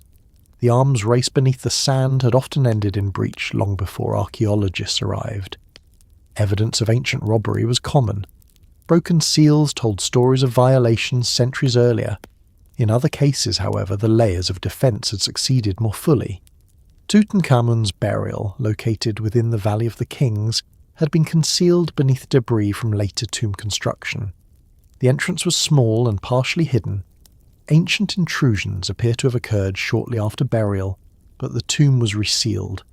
Its modest scale compared to larger royal tombs may have contributed to its relative obscurity. When Carter entered, he encountered nested shrines filling the burial chamber wall to wall, golden surfaces reflecting lamplight. The sarcophagus within that chamber revealed further layering. A stone outer sarcophagus enclosed 3 anthropoid coffins, the innermost made of solid gold. Within that final coffin lay the mummy, its face covered by a gold mask that has since become emblematic of ancient Egypt. The nested architecture of protection was visible in full. The logic behind massive enclosures was no longer theoretical. It stood before modern observers in tangible form. Opening these sealed spaces required caution. The air inside tombs had been stagnant for millennia. Dust and particulate matter accumulated. Organic materials, stable in darkness, could deteriorate rapidly once exposed to light and fluctuating humidity. Archaeologists faced a paradox. The very act of discovery threatened preservation. The condition of mummies varied. Some were intact, linen wrappings hardened with resin. Others showed evidence of ancient damage, limbs detached or bones displaced by robbers seeking amulets. Modern analysis revealed details that ancient embalmers could not have anticipated being examined. Fractures in bone, signs of disease, dental wear, traces of surgical intervention. Scientific methods such as X-rays and CT scans allowed researchers to look beneath wrappings without fully unwrapping them, preserving structure while extracting information. The reopening of tombs also exposed the precision of ancient craftsmanship. Hieroglyphs carved into granite remained sharp. Pigments on walls retained vibrancy due to long darkness. Wooden furniture, fragile yet sheltered from sunlight and moisture, survived in remarkable condition. The sealed chamber had functioned as an unintended time capsule, yet the act of breaking seals carried ethical and symbolic weight. The ancient builders intended these chambers to remain closed indefinitely. Their inscriptions often included warnings against disturbance. Modern archaeology operates under different assumptions, valuing knowledge and preservation over original intent of eternal sealing. This shift reflects broader changes in cultural perspective. The physical removal of sarcophagus lids often revealed the direct consequences of ancient intrusion. In some tombs, robbers had broken through lids hastily, leaving cracks radiating across stone surfaces. In others, lids were shifted aside and never replaced properly. When archaeologists encountered intact lids, lifting them required careful engineering similar in principle to ancient placement. The weight remained formidable. What modern eyes found inside sarcophagi sometimes contradicted expectations shaped by monumental architecture. In several royal pyramids, granite sarcophagi were empty. Robbery had removed contents long ago. The massive stone box intended as final defence stood hollow. Its emptiness underscored the persistence of ancient intrusion. In other contexts, caches of reburied mummies revealed a different narrative. During the Third Intermediate Period, priests gathered royal mummies from violated tombs and concealed them together in hidden chambers. When these caches were discovered in the 19th century, dozens of kings lay side by side, rewrapped and labelled. The effort invested in their protection centuries after original burial demonstrates the enduring importance of preserved bodies. Scientific examination of mummies has provided insight into health, diet, and cause of death. Injuries once speculated upon can now be assessed through imaging. DNA analysis has been attempted, though preservation and contamination complicate results. The preserved body, once unreachable, now yields data.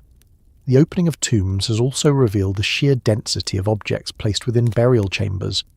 Shrines nested within shrines, chariots disassembled and stacked, boxes filled with clothing and jewellery.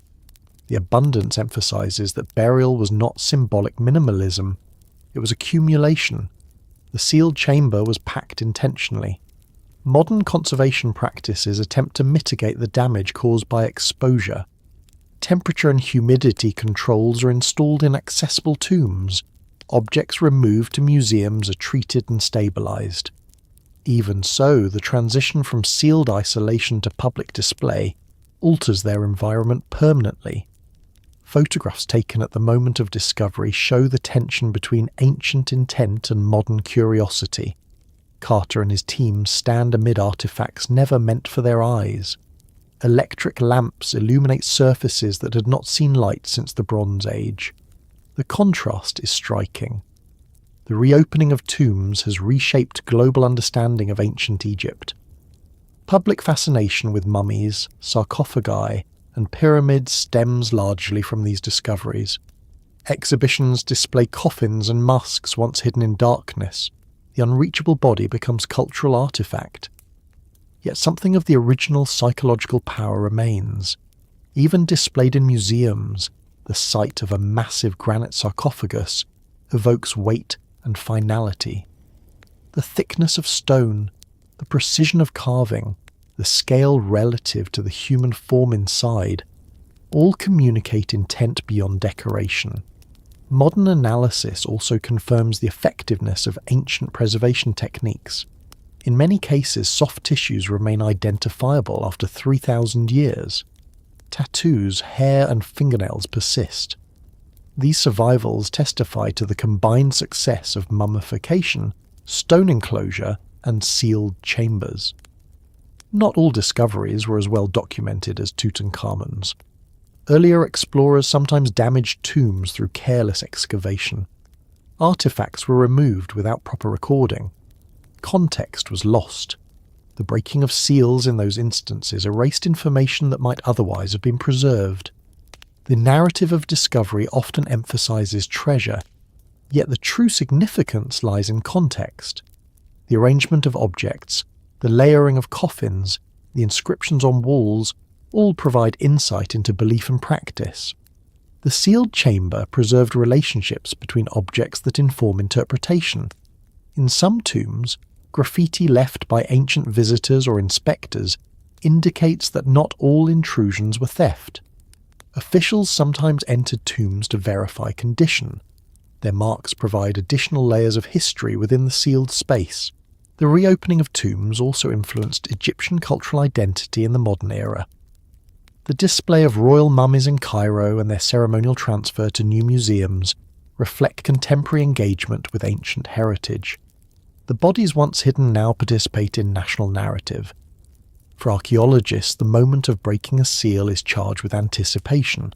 It represents the intersection of past intention and present inquiry. The ancient plaster stamp, impressed with a royal name, marks a boundary deliberately set. Crossing that boundary carries responsibility. What modern eyes found was not simply gold and stone. They found evidence of careful engineering, theological conviction, political ambition, and persistent human vulnerability. They found broken lids and intact coffins, scattered amulets and nested shrines, dried flesh and hardened resin. The sealed chamber, once thought impregnable, proved both effective and vulnerable depending on circumstance. Its reopening transformed the unreachable body into subject of study and spectacle. The logic of sealing met the logic of excavation, and as sarcophagus lids were lifted and blocking stones removed, and as ancient darkness yielded to electric light and camera flash, the preserved bodies and objects within revealed not only the success and failure of ancient defences, but also the enduring impact of those defences on modern imagination, leading toward reflection on why, even now, societies continue to enclose their dead carefully, and what that persistence suggests about human attitudes toward memory, permanence, and the need to protect what remains. The granite sarcophagus, the sealed chamber, the carved spells, the blocked corridors, the unreachable body, all of it can feel distant. It belongs to another climate, another language, another way of seeing the world. Yet when we step back from the scale of pyramids and the weight of stone, something familiar remains. We still bury our dead carefully. The materials have changed. Steel and concrete have replaced granite in many places. Coffins are lowered into lined vaults. Soil is shaped and levelled. Flowers are placed. Names are carved into stone markers. The scale may differ. The theology may differ. But the instinct persists. We do not discard the body casually. We do not leave it exposed. We enclose it. We mark its place. We create boundaries. Ancient Egyptians sealed their dead in massive stone coffins because they believed the body mattered beyond death. The care required a dwelling. The bear required a point of return. The preserved form anchored identity. That framework may not define modern belief systems, yet the impulse to protect the body has not vanished. Across cultures today, burial practices vary widely. Some cremate, some entomb in mausoleums, some bury beneath earth, some place bodies in above-ground vaults.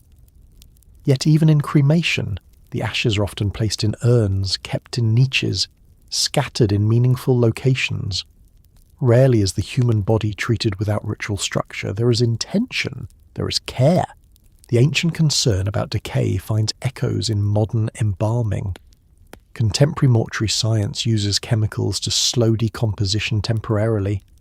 Caskets are sealed. Burial vaults are reinforced. These measures may not be designed for eternity, but they reflect discomfort with uncontrolled deterioration. The desire to preserve, even briefly, remains strong. Cemeteries today function in ways not entirely different from necropolises of the past. They are spaces set apart from daily life. Boundaries define them. Silence often characterizes them. Visitors lower their voices. Paths are laid carefully. Names and dates are inscribed into stone. The separation between the living and the dead is maintained physically and symbolically. The unreachable body still carries psychological weight. Once buried, a loved one is no longer accessible in the same way. The grave becomes the site of memory rather than the body itself. We do not revisit the coffin. We stand above it. The barrier of soil or stone reinforces distance. Technology has altered some aspects of remembrance. Photographs, recordings, and digital archives preserve likeness and voice. Yet even in an age of images, the body is enclosed. It is not left visible indefinitely. Exposure is limited to specific moments, often brief. Closure follows. The ancient Egyptians built pyramids as machines for resurrection. Modern societies may not construct monumental stone structures, but they build memorials, monuments, and tombstones. These markers affirm continuity of identity. They assert that a person existed and is remembered. There is also the matter of respect. Burial practices often express dignity. The care invested in preparation, the words spoken during ceremonies, the choice of location, all signal that the body retains significance even when life has ended. This mirrors the ancient emphasis on proper ritual closure. Legal systems today regulate burial. Permits are issued, records are kept, cemeteries are maintained. This administrative oversight parallels ancient necropolis administrations that stamped seals on tomb doors. Societies organize and protect spaces of the dead systematically. In some traditions, graves are revisited regularly. Flowers are replaced. Stones are cleaned. Candles are lit. Offerings, though symbolic, continue. This ongoing engagement resembles ancient mortuary cults, where offerings sustain the car. The language differs, but the act of tending remains. There are also cultures that practice exposure or sky burial, returning bodies to nature directly. Even there, the process is ritualized. It is not random disposal. It is structured and meaningful within its context. Care persists, though expressed differently. The fear of decay that motivated sealed chambers and resin-soaked linen reflects a broader human discomfort with the fragility of flesh. We know the body changes. We attempt, through ritual and enclosure, to impose order on that change. Ancient Egyptians used granite and spells. Modern societies use coffins, vaults, and memorial services. The unreachable body continues to shape memory. Once buried, a person's physical presence shifts into recollection and representation. Photographs replace face-to-face interaction. Stories replace voice. The physical form rests beyond direct contact. That distance influences how we grieve and remember. There is also continuity in the use of stone. Headstones carved with names and dates echo hieroglyphs carved into sarcophagi. The material resists weather. It anchors identity in physical space. Even when inscriptions fade, traces remain. In many places, cemeteries are designed with order in mind. Rows align. Paths intersect predictably. Trees are planted deliberately. This structured landscape contrasts with the unpredictability of death itself. The design offers stability. Ancient Egyptians feared improper burial. Modern societies also recognize the trauma of unmarked graves or missing bodies. The need for closure remains powerful. Identifying remains, marking graves, holding ceremonies, these acts restore order. The sealed chamber beneath a pyramid and the coffin lowered into a modern grave share a common principle. The body is not left to chance, it is enclosed intentionally. That enclosure reflects belief, respect, and psychological need. Even as scientific understanding of decomposition has advanced, and even as secular perspectives on death have grown, the careful handling of the body persists. It suggests that burial practices are not solely products of theology. They are rooted in deep-seated human response to mortality. Standing before an ancient granite sarcophagus in a museum, one might feel distance from the world that created it. Yet the weight of stone and the precision of carving speak to impulses still present. We continue to protect what remains of those we lose. The Egyptians sealed their pharaohs in massive stone coffins because they believed the body was a vessel for power, identity, and transformation. Today, we may frame burial differently, but the instinct to enclose, to mark, to remember, and to separate the space of the dead from the flow of daily life remains intact. As night settles and the world grows quiet, the image of sealed chambers beneath desert sand can feel remote, yet beneath modern soil, beneath marble slabs, within mausoleum walls, bodies rest enclosed with care. The materials differ, the scale differs, the beliefs differ, the instinct endures,